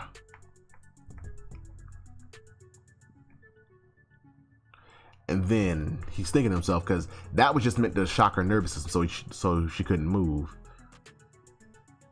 And he begins to fall. And he was like, on that, and he remembers back in his past, overhearing that conversation, on that day, I decided I would destroy our enemies in your place and protect the kingdom. And he's like, even so, 6 months ago, I failed to stop Magicula and Banika's attack, and you were cursed. He says to her, you know, still in the flashback, no apology could ever be enough. I'm sorry, I'm no longer fit to be a spirit guardian. To which Lolopeshka easily forgave. And she was even like, hey, no one was hurt. That's the only thing I care about, and it's all thanks to you. And he even goes on to say, I try to protect the citizens, the country, everything as a result. But you have become this twisted shape and been forced to do what you never want to do, hurt others. And so then he goes on to attack Magicula herself. And this time, his grimoire glows with a new power and his runes start to encircle him. Ultimate lightning magic, Apocalypra Astraza, hits her from point blank and uses the runes so even her decaying world can't, you know, erase it. And she begins to fall into pieces, but yet again, we see that the attack does nothing and it leaves his body charred and crispy as Noelle rushes to him. Who's 17 more chapters to go? Good God! Yet again, never doing this again. There will be no more recaps. If I miss some shit, I just miss some shit. Page 300, Beyond Tenacity. So Magicula, yet again unhurt, is like, so this is a spell fueled by burning the caster's own life force. It has surpassed my expectations. It was magnificent, and yet again, Gaja just lays there, charred. Unfortunately for you, my body is under the protection of an ultra high speed recovery curse. So everybody's looking distraught as he lays, potentially dead. It's the same as in our last fight. Now you can't use Saint Stage power anymore. And yet again, as you know, everything starts to hit her. Because both Shar, the Captain of Aquadir is down, Gaja's down, Char's still there, and then Devil Lolopeshka is preparing that Hydra move, and even then, Noelle starts to use her Valkyrie armor without the dive, and she's like, okay, I'm gonna finish this, but then the curse starts eating away at the magic. So Magicula, yet again, doing the villain thing. There's no way you can win, and you struggle. It's pointless. It's intriguing, though. How could that be how humans occasionally surpass expectations to create spells? However, there's no human alive who can produce a spell capable of defeating me within the decaying world. Devils never disobey those whose level is higher than their own. It's futile. You humans, though, you hold on to nonsensical ideas and risk your lives for meaningless things. I see Silva fought with love for her children as a weapon. That man fought with his loyalty to the queen who he'd sworn allegiance, and you're fighting with hope, which doesn't even exist. For the sake of something so petty, when it means you must cling to a thing like that. Why don't humans give up? So then she remembers everything that she's been through and everything that she's fighting for, and she just says, our strength lies in not giving up. So Magicula looks and smirks, is like, okay, I can't really understand that. It's fascinating, but I can't spend any more time on this. Curse warding magic, exploding life. She then turns the demonized Lolopeshka into a bomb. And she's like, okay, I'll detonate Lolopeshka and kill all the humans in this castle at once, and then I will fully manifest here. So as Lopezka starts to glow, she reaches out, calling her name, but then a very familiar face rides in on a sword and cuts the curse. Well, uses his demon destroyer sword to cut the curse on Lopezka, causing Magicula looking like, what is he? Because yet again, remember, anti-magic isn't something so common that people know what it is. So it's like, you shouldn't be able to do that. You shouldn't be able to do that. Page 301, those feelings. So Oz takes charge, well, not charge, she takes stock of the situation. Okay, managed to keep Lopezka from exploding, but she's got all sorts of curses on her. So then Lieb on his shoulders like, look, only one of the gates to the underworld is open. This supreme devil should not be here. Something is wrong. And so Asa looks on her and he's like, look, I'm gonna be honest, with our devil union, without our devil union, we've got no shot. And Lopezka's just looking at him, and she's like, he managed a feat like that inside the King world. I see, so he's the anti-magic user Monica and the others mentioned. Oh, he's intriguing, but he could conceivably bring about the most unthinkable situation. That's enough games. First, I'll kill Lopezka and Monica, then manifest completely. So now her eyes are fully open instead of just being like squinty, and she's ready for blood. So she looks over at Lopezka and even Vonica, and she's like, wait a minute. The curse runes are gone. And it's then that we see Shar, who looks at her, is like, she's still in this fight, and her Queen of Briars spell and her roses have been expanding. And so Magicula looks at her, is like, that's impossible. That woman, she should be dead. Not only that, but her magic's increasing. So then the captain of the Aquadeer, he's like, oh, don't worry, this isn't the type of spell I'm used to, so it took a while to activate. While Twilight Valhalla is active, it boosts the magic of any companions within its range, and it makes it so they won't die no matter what damage they take. Just for a few minutes, we're invincible. Once it's over, the damage will come back, but who cares at this point? Real, that's his name. Okay, cool. Yeah, I know I've been just referring to people motherfuckers by their titles because I don't know their names, but look, it's been a while since I've watched Black Clover. I've just been reading it. And on top of that, they haven't been saying their names.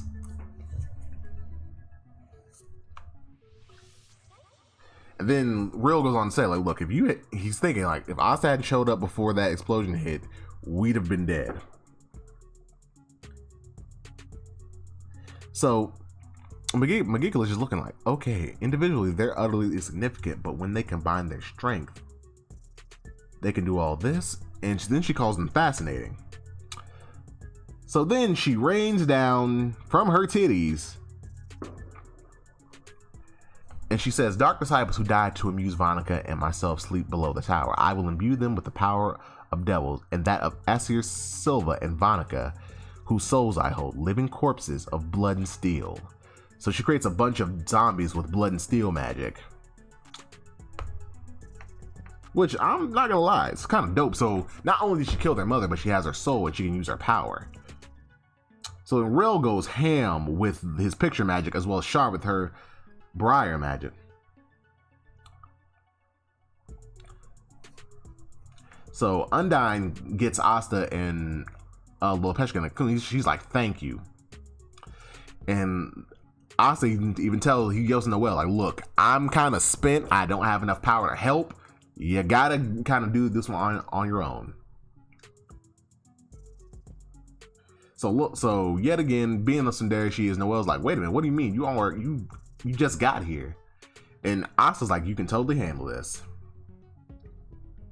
And then she's like, I know, but, and she's thinking to herself, I bet you were completely reckless on the way here, as usual. And she says that he's done enough, and that the fact you came simply thinking about you gives me strength. And then she thinks to herself, oh, it really is true then. I've been explaining it away, but to think I'd realize at a time like this. I love Asta. Okay, quick interjection here. When the main love interest realizes that we're at the end, not this arc, but I don't think we're going to be doing this much longer.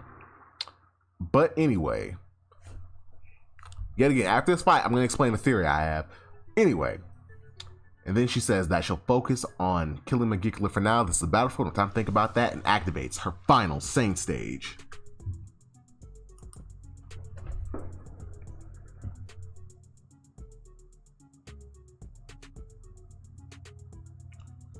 And then Asa, who's seeing this for the first time, is like, damn, Noelle, you're awesome. And she yells back for him to take care of Lolopeshka. Undyne tells her, like, look, we don't have enough saint stage power to deal with the soldiers. So we're going to have to leave those to them. So then Rill uses his picture magic and he's just going ham with this Norse mythology theme. Picture magic, master of Valhalla.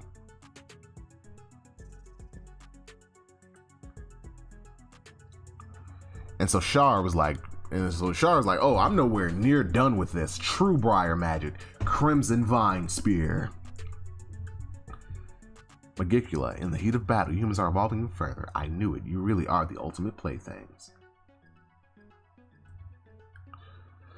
But then one of the zombies goes to get Noelle, but Luck in his ultimate battle fiend kicks its head. God damn, that man Luck is going in. I forgot how hard he went in. And so Luck's like, look, I got you. I'll clear the way. Just get him.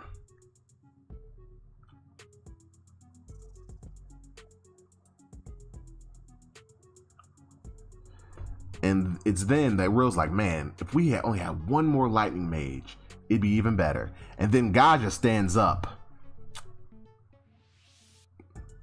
and raises his arm. He thinks to himself, I'm practically dead already. Even so, I'm grateful that I can still fight for Queen Lolopeshka. So Luck lands beside Gaja, happy to see him, and they both ready themselves to attack. And both use ultimate lightning magic to blast away the zombies, as Noelle uses her sword to pierce the curse of the decaying world. And then Magicula just pontificates yet again. Even if I'm still incomplete, I'm genuinely startled that you managed to press me as hard. But as I thought, this is as far as you go. And as she goes to counterattack, Noelle is covered by silver. And then appearing above them with a silver eagle. How dare you show yourself in front of my family again? You have no idea how long I've waited for this moment. Noelle Silva, captain of the Silver Eagles.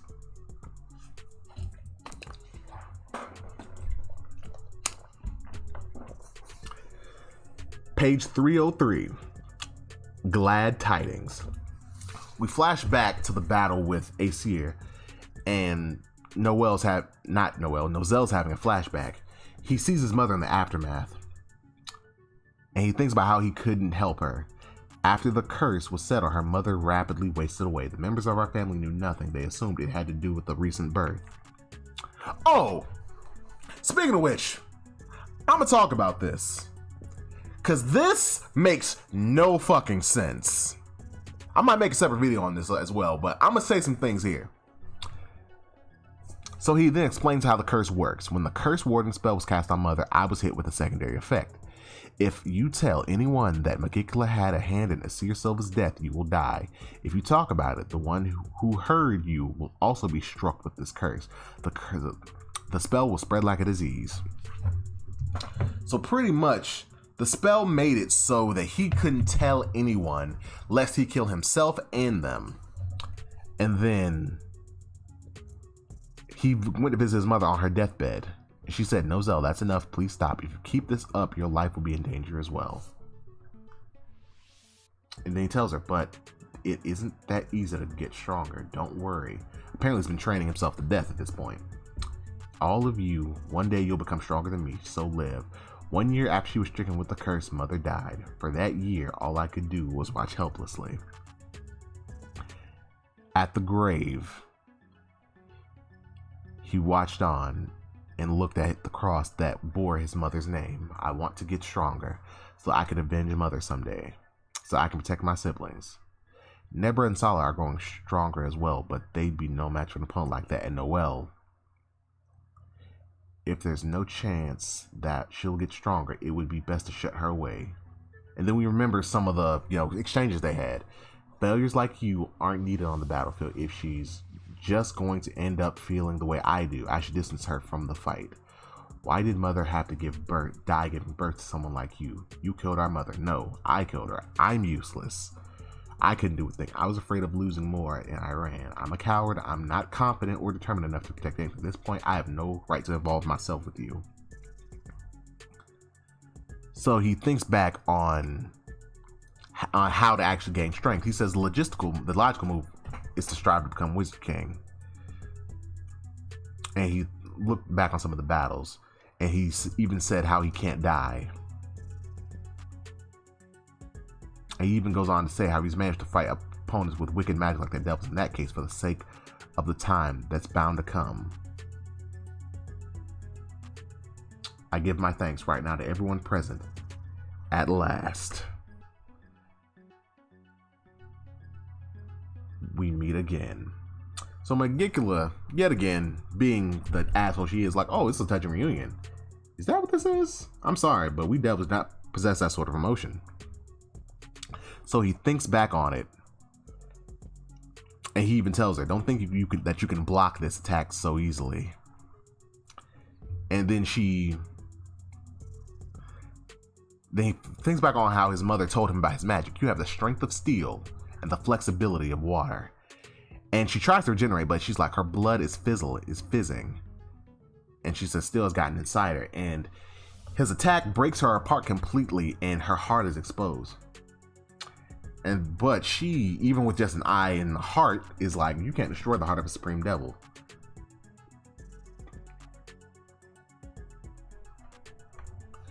And that's when Noelle comes in with her Saint Stage power and slashes the heart.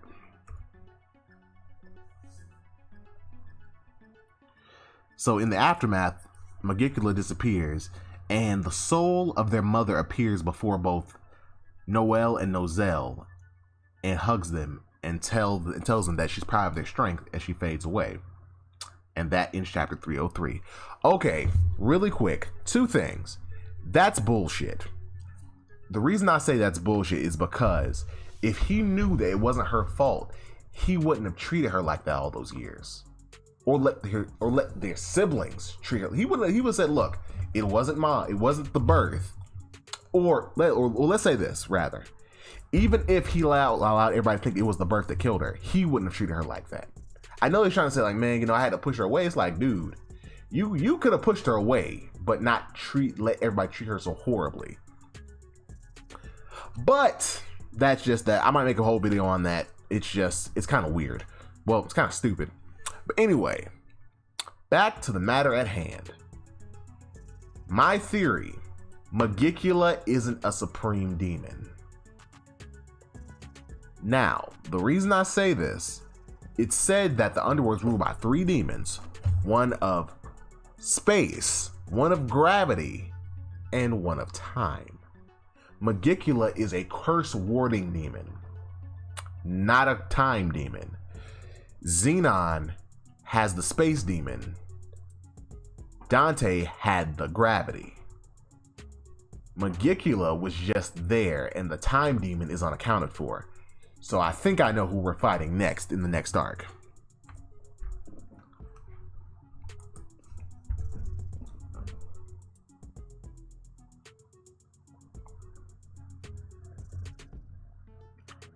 Page 304, Reality and Magic.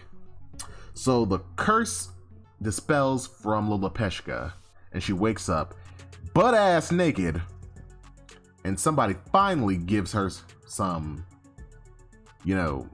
clothes.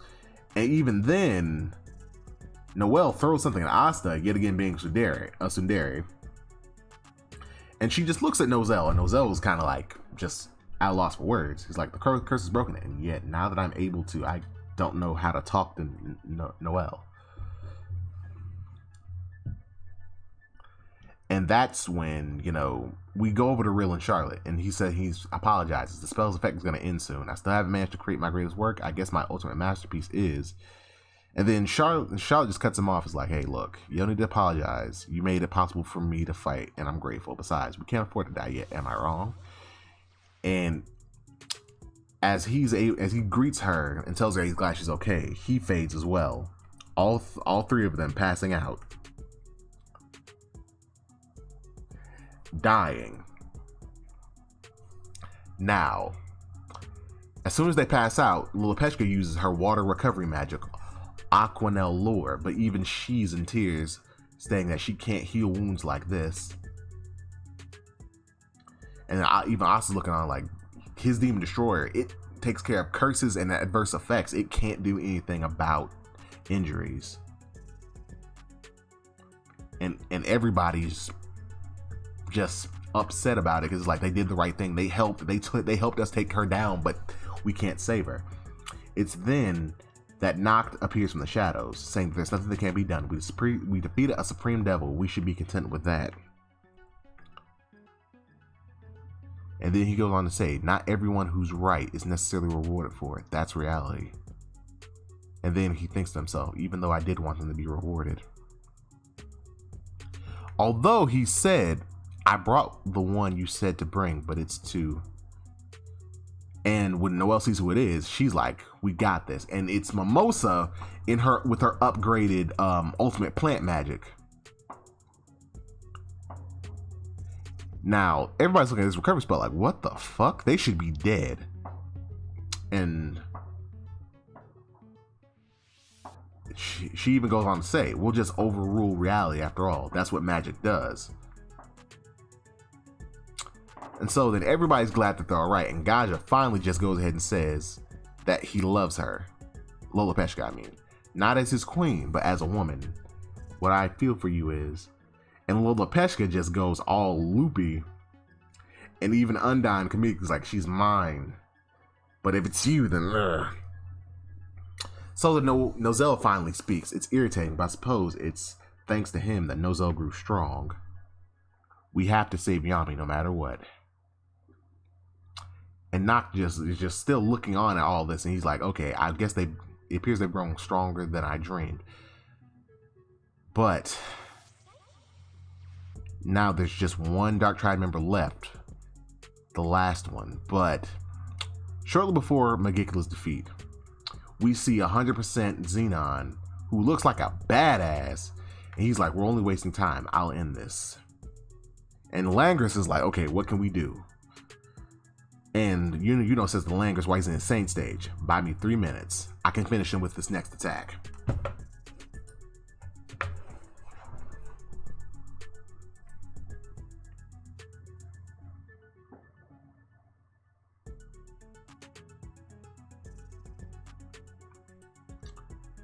Page 305, the Vice Captain of the Golden Dawn. So Langris agrees, and Yuno thinks to himself, we got a spell that can beat the enemy. He needs more time to store up mana. He can't fire it while he's on the defensive. Well, Langris thinks to himself, and he thinks in order to take this guy down, I have to distract him and guard Yuno. Although Langris had only been able to evade attacks thanks to Yuno's help, the difference between his skills and Xenon's was blindingly obvious. He even thinks to himself, it's not possible to buy 3 whole minutes, but he has to do it. And then Yuno encourages him, you're the Clover Kingdom's strongest spatial mage, so you're probably starting to see a way through this, right? Don't tell me you're just going to let him keep thrashing you. And Xenon grows tired and uses his bone whips to attack them. He says, I already know what you can and cannot do. He then thinks back to the planet they had. Once inside Xenon's absolute spatial mana domination, most people can't use magic at all. The only ones who are capable of that are those who have an equivalent amount of mana, those who are beloved by mana like Yuno and manage to free themselves, and spatial mages who've mastered Mana Zone. So using his Mana Zone, he's able to block the incoming bone whips. And Xenon looks, and he's actually impressed. It may be small, but he's created his own territory within my absolute space. And Yuno congratulates him, saying that he knows he could do it. And then even Langris goes, look, you're really infuriating. And he thinks to himself, ever since he's joined the brigade, he's been insolent and presumptuous, but he had the skills to back it up. Looking back, I may have hated him because we were so similar. I just never felt as if I'd lose, though I thought there's no way somebody like you could surpass me. So he continues to block using his mana zone, expanding it. But Xenon also comes to the conclusion, in the end, though, you have no way to attack me. You have no spell that could defeat me. And so he's still blocking it, but he's thinking, like, please get, like, he's like, look, man, you have got to charge up as quick as possible. This is not going to end well. And then he thinks back at it. He's like, he's right. My spatial magic was invincible. If I did my best, that was all it took. As long as I was there, my brigade was the strongest, but your strength was different. It was as if you were spurring us on with that wind, as if we were flying with you. Your strength wasn't self-centered. The way you hated losing inspired everyone and made us stronger. It's galling, but I'll admit it. You are the vice captain of the Golden Dawn.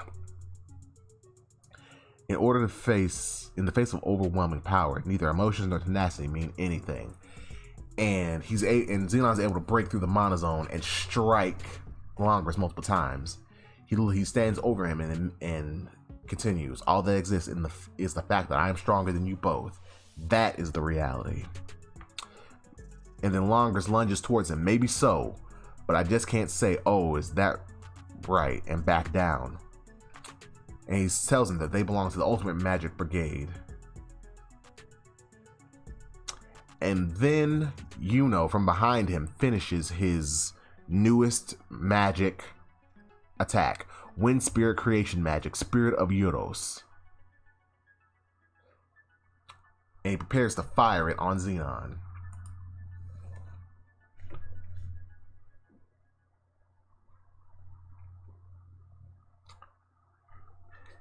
Page 306, Boundary.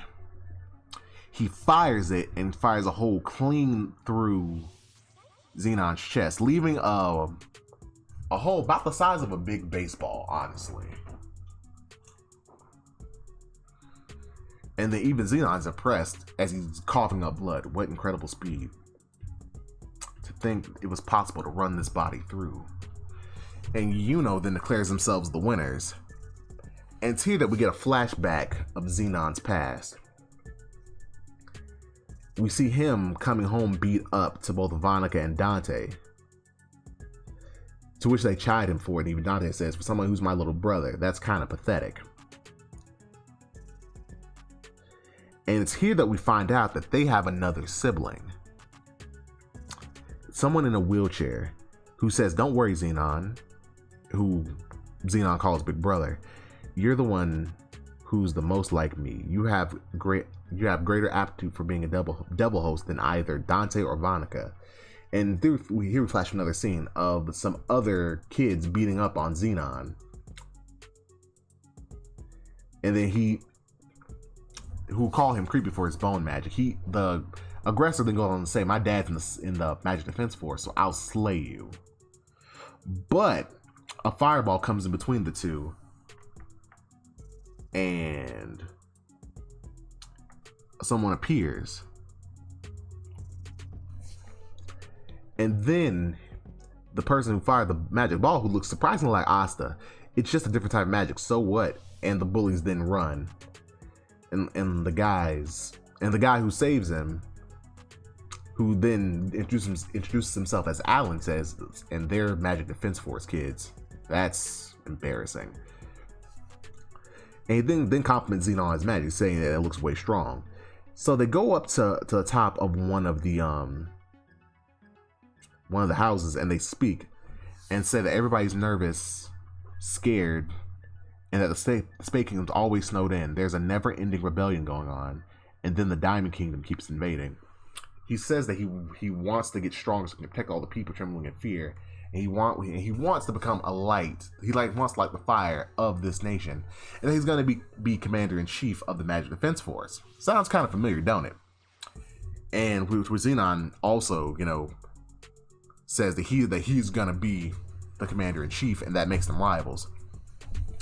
So we then get a training montage of them getting the grimoires, and then we get another scene with Xenon talking to the Triad's older brother. He says that he's very sorry, Big Brother, but he's not interested in becoming a devil host. We then flash forward some years, and we see that both Xenon and Alan have joined the Magic Defense Force of the Spade Kingdom.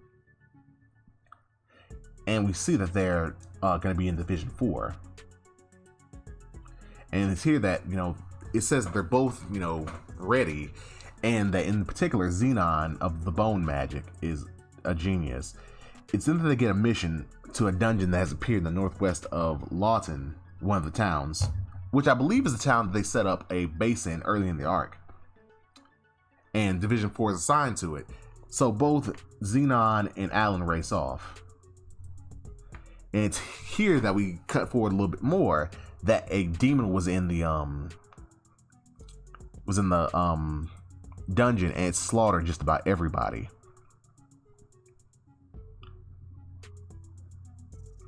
So then Xenon's looking, on at the devil. He's like, okay, if I'm going to win, I have to use my ultimate spell. And then Alan says that he's going to be the commander-in-chief. They can't lose here. So Alan then engages with the devil. And Xenon thinks about, how this is his chance to kill the devil. He thinks about everything that could happen. He's like, hey, if I don't do this now, the Spade Kingdom will be put in danger.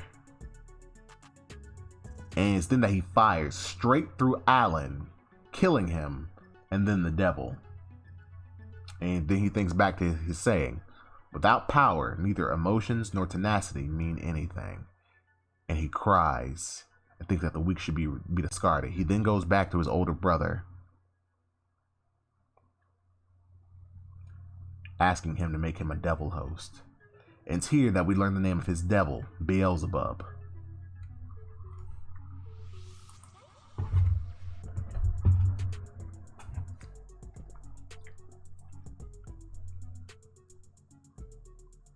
And it's here that he asks for a devil's heart. And this part, it looks like it's actually in present day. And so Beelzebub, chapter 307, Devil's Heart. And Beelzebub, he's like, a heart? And what do you propose to give me in return? To which Xenon offers all of me. If, as our contract stipulates, that Spade Kingdom is able to continue existing, I'll even give you my soul. To which Beelzebub is like, very well. In the present, we see Xenon fall to his knees, but yet again, his body transforms, and he looks even more badass. Like, this form is ridiculous. Like, yet again, this, like, out of the three, he's my favorite. Like, because I like the Spade Kingdom. I think it's a dope place. Anyway, out of all three of them, the Dark Triad, Xenon's easily the favorite. This nigga, look, bruh, his shit is fire. So it's then, as he's looking on, sensing his power, he thinks back to the devil that, used the elf. He's like, damn, it's just like then. And so Xenon speaks. Now that I've acquired a devil's heart, my strength is even more devastating. So Langris is just like, he uses a devil's power. He has a devil's heart. Isn't anything human about him.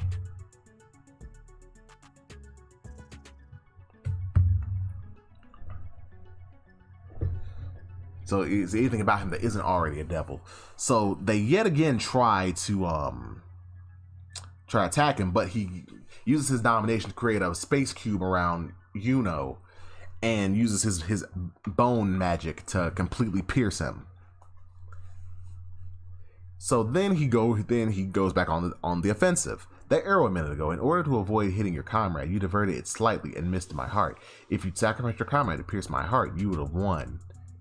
Mirroring yet again what happened to himself. So it's then that Yuno was knocked down, and we see that Langris has been guarded. When the attack was thrown, Langris used his mana zone to guard him. So he goes on. You're still standing in my way.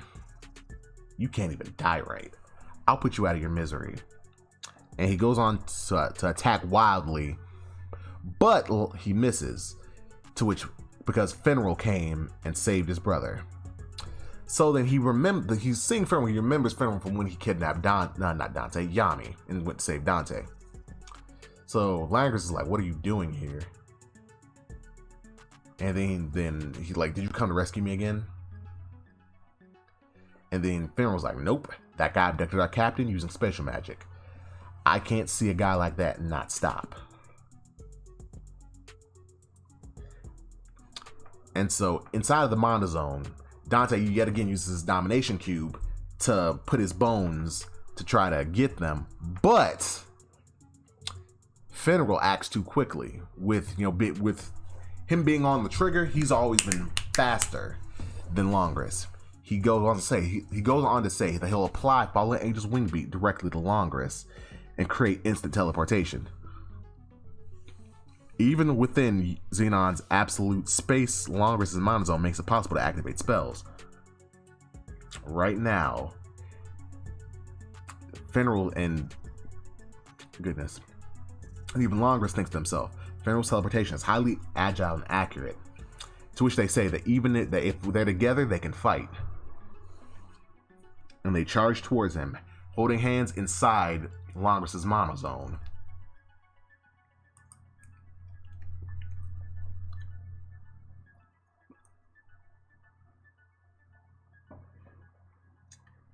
Let me see. Damn it. What is this chapter called? Let me see. It's page 308, but they don't have the name yet. It's probably coming later in the chapter. Anyway. So they charge him dodging his bone whips.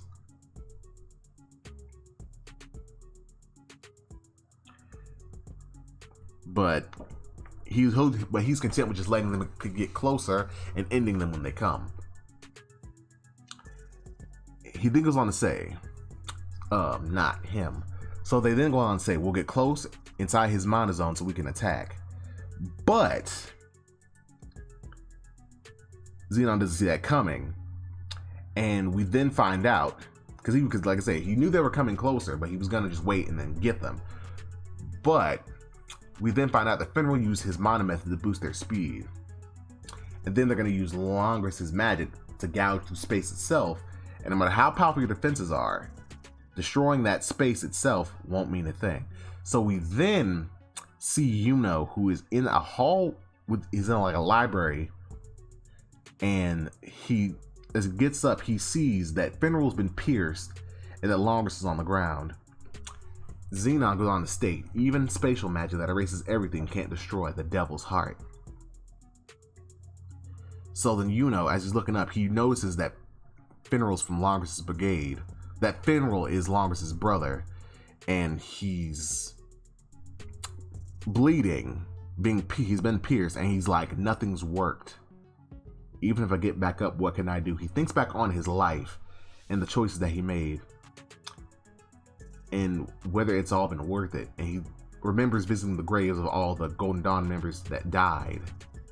And he thinks back on Austin, the vow I made for him, and how he can't lose here. But then, within his mind, in the white void, hears a voice say, yes, that's right. I am you. But you have your own strength as well. And it's then that he is gifted a grimoire with a spade on it. And even outside, a light comes down from the heavens, to signal what's happening. And one of the defense force mages notices, and he says that he knew it, Master Yuno, and even licked. And he's like, I thought as much. His wind magic, it's licked Antatia's.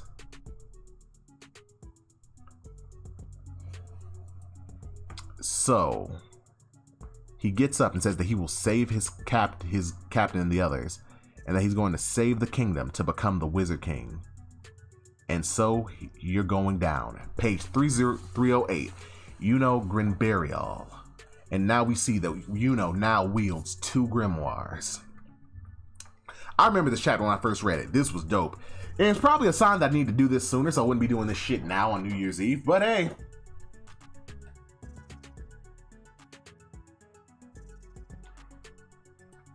Black Clover, page 309, Blink. So comes back in the room floating, glowing with light, and Xenon just looks on at him like, okay, 2 grimoires? Not like I give a fuck. Because remember, Xenon and his siblings also all have 2 magic. So he's like, okay, so I don't give a fuck. So it's then that his wing, his right wing, and his left side of his face are blasted, and we see not an orb, but a crystal floating, which we can tell is where the beam came from. It's then that we find out the Spade Kingdom's royal family has unique magic that's been passed down through the generations. His father, Lois, had sun magic. His mother, Ciel, had moon magic. And the one who inherited their blood, Grimbarial. And then, as he's regenerating, that's when he notices, he's like, oh, you're their brat. Star magic. And then he goes on to notice, you're a son of the royals. And then Belle, who comes out of his grimoire, is like, I finally feel as though I've met the real you. So pretty much, this is the magic that was meant to have. If he'd been born in the Spade Kingdom, he'd have had star magic. And then if he'd ever went to the Clover Kingdom, he'd have gotten the wind. And they say it's wind magic, but it's wind weapon magic. Because remember, Licht is his ancestor or something. He's the reincarnation of their child. So by him being there, he inherited their magic as well.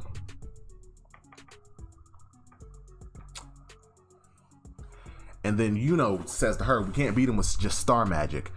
He's like, get back in the grimoire, work on charging up the magic. We're gonna need that. And that's when he does spirit dive again. So then he thanks both Langris and Finral for the help. But he's like, look, I got it from here. Y'all go find a recovery mage and get yourselves healed. So that's when Finral's like, God damn it, a 4-leaf grimoire and a second grimoire. And then Langris like, bro, what the fuck? What are you? And then side eyes him is like the vice captain of the Golden Dawn. And then Langris just smirks like, this motherfucker.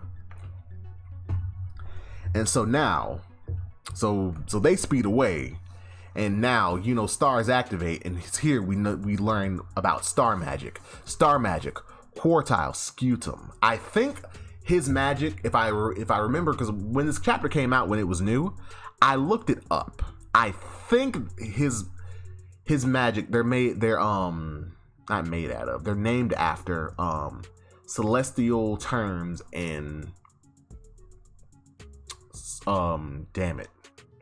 celestial terms and constellations. So as soon as he activates this magic, it's a barrier, so he blocks. And then Xenon uses his domination cube, and it's there, and he's about to just pierce him. Like, okay, you got star magic. I can instantly impale you from 360 degrees. Anywhere you are within my magic, doesn't matter. So uses his magic, and he uses star magic conjunction to teleport. So it looks like star magic is like a combination of light and teleportation magic and space magic. So pretty much it's looking like he used the stars as waypoints, and however many stars he can make, he can teleport between them and use them to project force fields. And as we're about to see, blast as well. Star magic. Quartile Asta. I say Asta because it has H, so it's either Hasta or Asta. I think it's Asta. I think it's one of those words it may be like Latin or some shit. Kind of like Spanish where H's aren't really said. Or I could be wrong. He blasts a hole through Xenon's right chest. And then he even tells him, I'll prove the choices that I made weren't wrong. And then looking at him, and I guess kind of like on some level realizing that they're kind of similar, Xenon just says that he wants to crush him. And then they both get into a fight. They both unleash a flurry of wind weapon magic and star magic and bone magic and space magic, and they both clash, saying that I'm the one who's right. For not sacrificing anybody, and Xenon for making the sacrifices he did. And they both clash with Yuno's wind sword and Xenon's bone sword.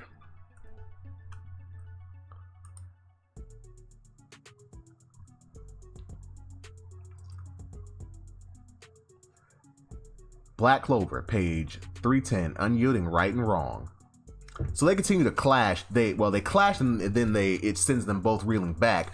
But Xenon continues to remotely use his bones to get it. But he's teleporting between the stars, making it possible for him to dodge.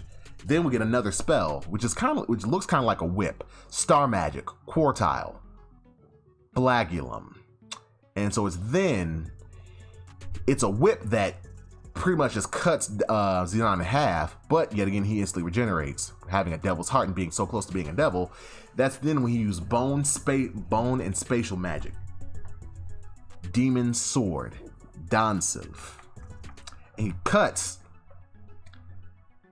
and then it's the spatial rupture spell. So not only does he cut the bones, but he also destroys one of stars.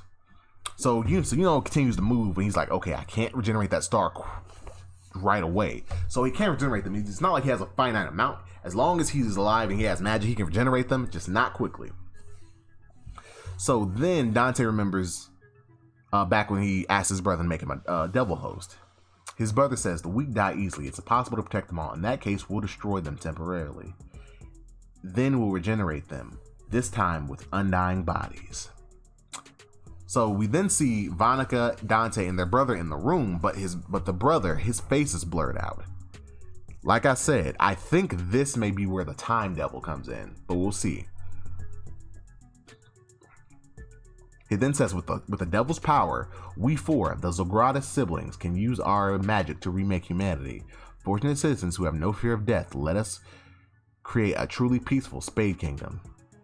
And then we get back to the present in the battle, and it's here that Xenon is even thinking, this is all for the prosperity of the Spade Kingdom. Every sacrifice that I've made has been for the Spade Kingdom. He truly believes that everything he's doing is for the good of everyone, not knowing this is just kind of batshit the fuck crazy. But anyway, so is flying, yet again, dodging the spatial rupture. He's like, okay, time for my special reserve strike. And so him and Dante finally clash again, and he takes out his wind spirit axe, the spirit of Boris, and it attacks spatial rupture.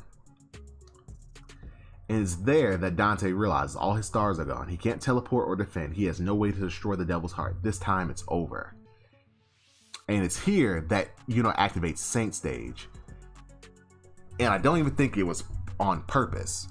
It's explained that Saint Stage is attained when the resonance between a spirit and its host is very close to 100%. By staying in a fight that kept him on the brink of death, obtained the power to destroy a devil. So he activated Saint Stage, not on purpose, just it's on like some Saiyan shit. Like, the more he fought, the more him and Bell resonated, and he eventually just got to the point where he activated Saint Stage. And it's here that Dante uses Dazelf to slash at saying that he won, but his slash misses, and he's quiet, and that's when it's explained that the stronger the mage, the more stars are born. Conjunction, when I was able to activate Saint Stage, his magic power went up, which means he got more stars. And then corrects him, you mean we win. Saint Spirit of Zephyr, cutting straight through the devil's heart.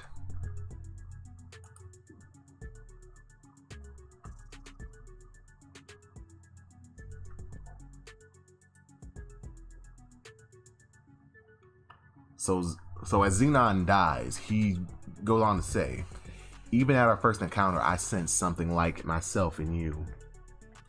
And he asks, what made us different?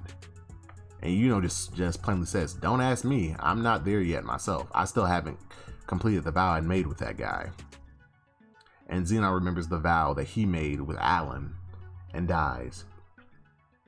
And then it's here that Austin and them see the aftermath, and they see that everything is disintegrating. And then Noct, with his Felis union, is able to see that Yuno defeated Xenon, and Asta is proud of him. And he says that means that we've taken out the entire Dark Triad, but he then sees, like, okay, why isn't Qliphotha receding? It's not even that it's just not receding, it's advancing. And even the Spirit Guardians outside, they're like, bruh, these things just keep fucking coming. And even then, back in the Clover Kingdom,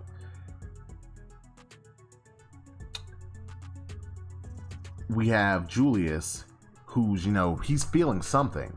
He's like, it feels as if something enormous is about to emerge. And it's here that we know that Dorothy, the captain of the Coral Peacocks, she was further in the castle, and she's talking to someone who tells her that her dream magic is magnificent, and it's an invincible magic. And then she said, the Nox devils led her here, but nobody told me this man was such bad news. And then the figure says it would be if the devil's power hadn't made my own magic able to affect intangible concepts. And it's here that we see that Lucifero now dwells within Miller. And then he says that he'll keep toying with her until, you know, the next gate opens. And then he goes on to say, you don't interest me, Lotus, so if you retract your betrayal, I'll spare you. Lotus being the smoke magic user that Austin then met back in the dungeon all those months ago. Well, yeah, months ago. Still only been months. And Lotus, who's now missing a right arm, says that won't fly. And he's like, it doesn't sound like my family could live happily in the world that you're trying to create. And it's then that Miller says that the love for your family, I no longer need that. After all, I'm the only messenger for the ultimate demon Lucifero, and there's a mouth on his forehead. And then the mouth who is Lucifero says, you're a more reasonable fellow, unlike Dante. Magicula seemed to think I'd been outfoxed, but that devil made for a good lab rat. The second gate will open soon. Once it does, I'll be able to emerge. Using my magic, now getting back to Miller, I've modified the Tree of Qliphoth. I no longer need the Dark Triad. As long as I have the magic and the lives of the cores, Yami and Vengeance, the gate to the underworld will open.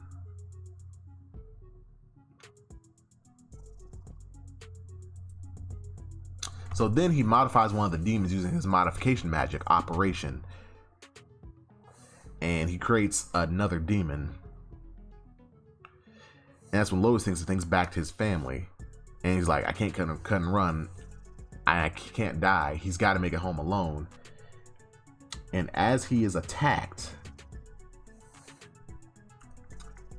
the Black Bulls bust in. Well, the Black Bulls minus Magna, Asta, Yami, of course, Noct, Luck, and Noelle. So we got Gray, Charlotte, Gauche, and Gordon. Oh, and damn, buddy with long hair. I think his name was like Steven or some shit. I don't know.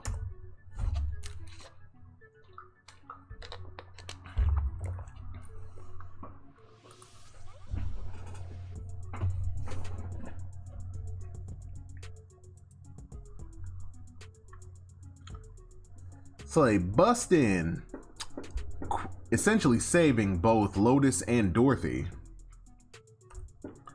But he uses his modification magic to grow some tentacles and try to destroy the Black Bull's headquarters. But earlier in the arc, Dorothy, she was told that her transformation magic isn't actually transformation magic. It's more along the lines of something else. When the doctor saw it, he's like, I've never seen anything like this.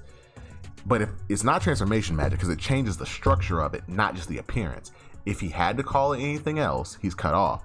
That's when we know what he said in the present. Transmutation magic.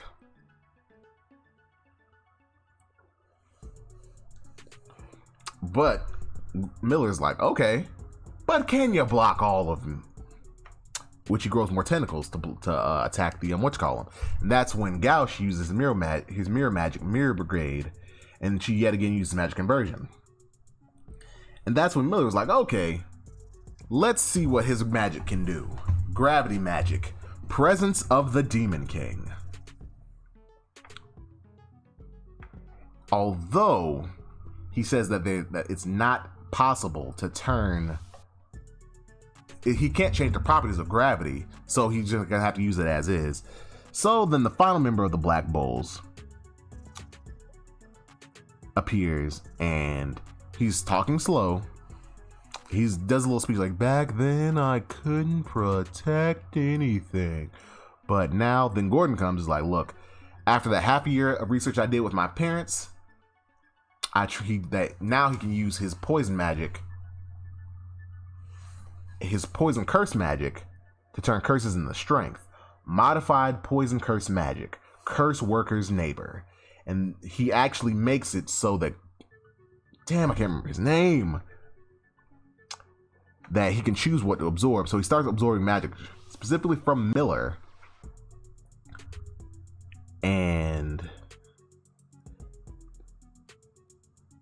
that's when Nero and the others appear, and they finally smack the shit out of Miller. And Asta arrives and tells them that they're going to take back their captain. 313.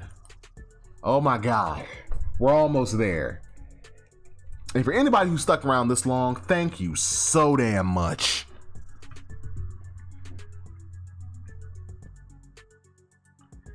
It's here that we get a flashback from Captain Yami. Page 313, the captain of the Black Bulls. Yeah, because yet again, we know when he got to the Clover Kingdom, people said A, he had dark magic, which was repulsive, and B, he was a foreigner. But yet again, he met a bunch of people who accepted him. Julius, first off, who was a magic nerd. Then we had Noct, who had similar magic. Morgan, who had opposite magic, but still was a good person. Jack the Ripper. The ex-captain of the Purple Orcas, Nozel, who... Well, hold up, and let me slow down a bit. Jack wanted to fight him, like dark magic. Oh, I gotta fight this guy. The ex-captain of the Purple Orcas was like, shit, as long as the guy's useful, I don't care. Noel was like, oh, for a foreigner, you aren't bad. For Golion, after seeing him in action, was like, oh, you're no ordinary guy. Leona was like, let me fight this nigga. The Doc, who was like, look, man, please don't be too reckless. Charlotte, after seeing him, was like, that's a preposterous way to fight. And then Vengeance, who met him, was like, shit, let's protect this country together.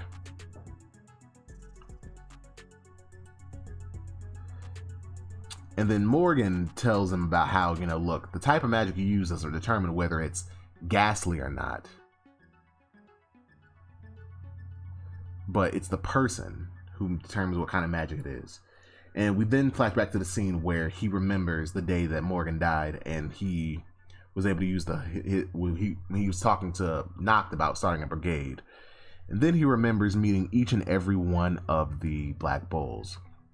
From saving from saving Vanessa from the witch, from actually having a conversation with Gordon and Gray, from coming into the room with long hair buddy, can't remember what his name is, to just recruiting Finral, to giving Zora his cloak after he beat up the guys, to finding Charming when she was little when he caught her in a trap, to helping Gauche, to recruiting Asta, Noel being forced on him, Luck meeting Magna, and Nero at the trial.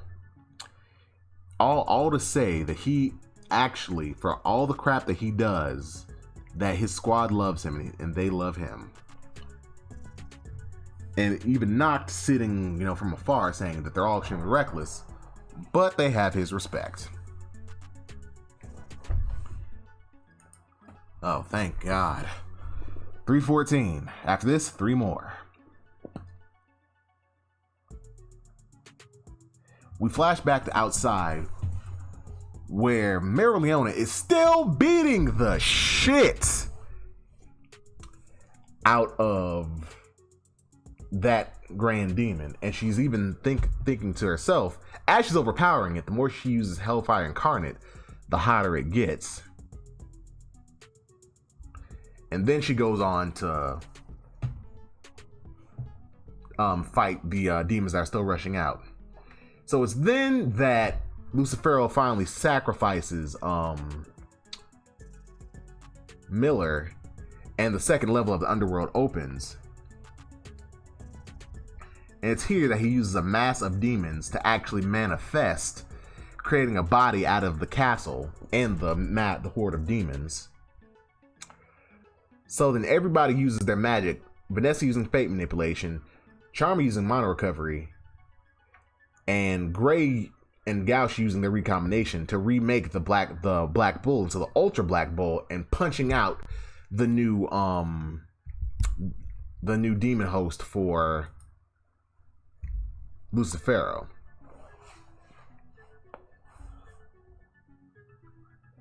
So then we have page 315, the Ultra Giant Showdown.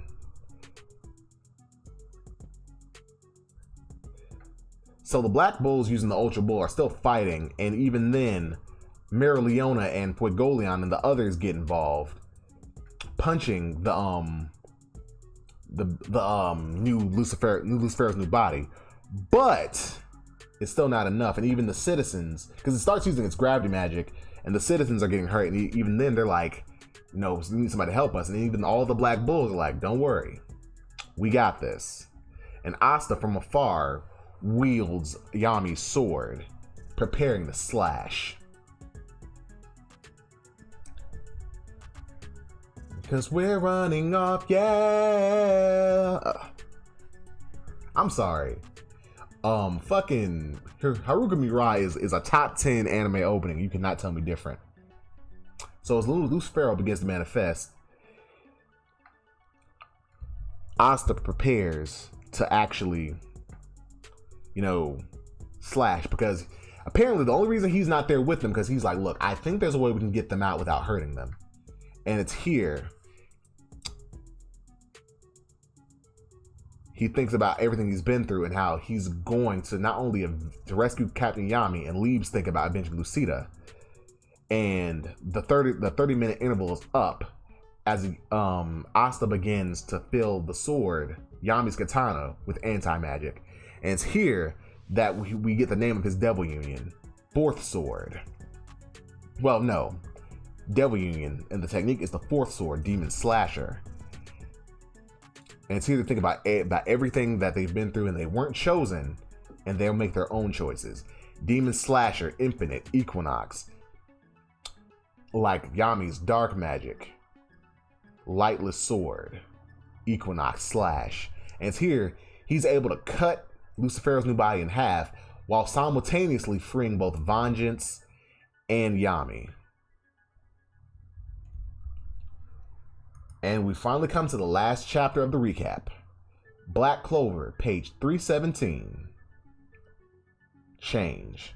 So as the demon falls, there's a lot of fallout, and even Yuno arrives to use his full spirit dive with Mimosa healing him, to use the spirit of Euros to destroy what's left.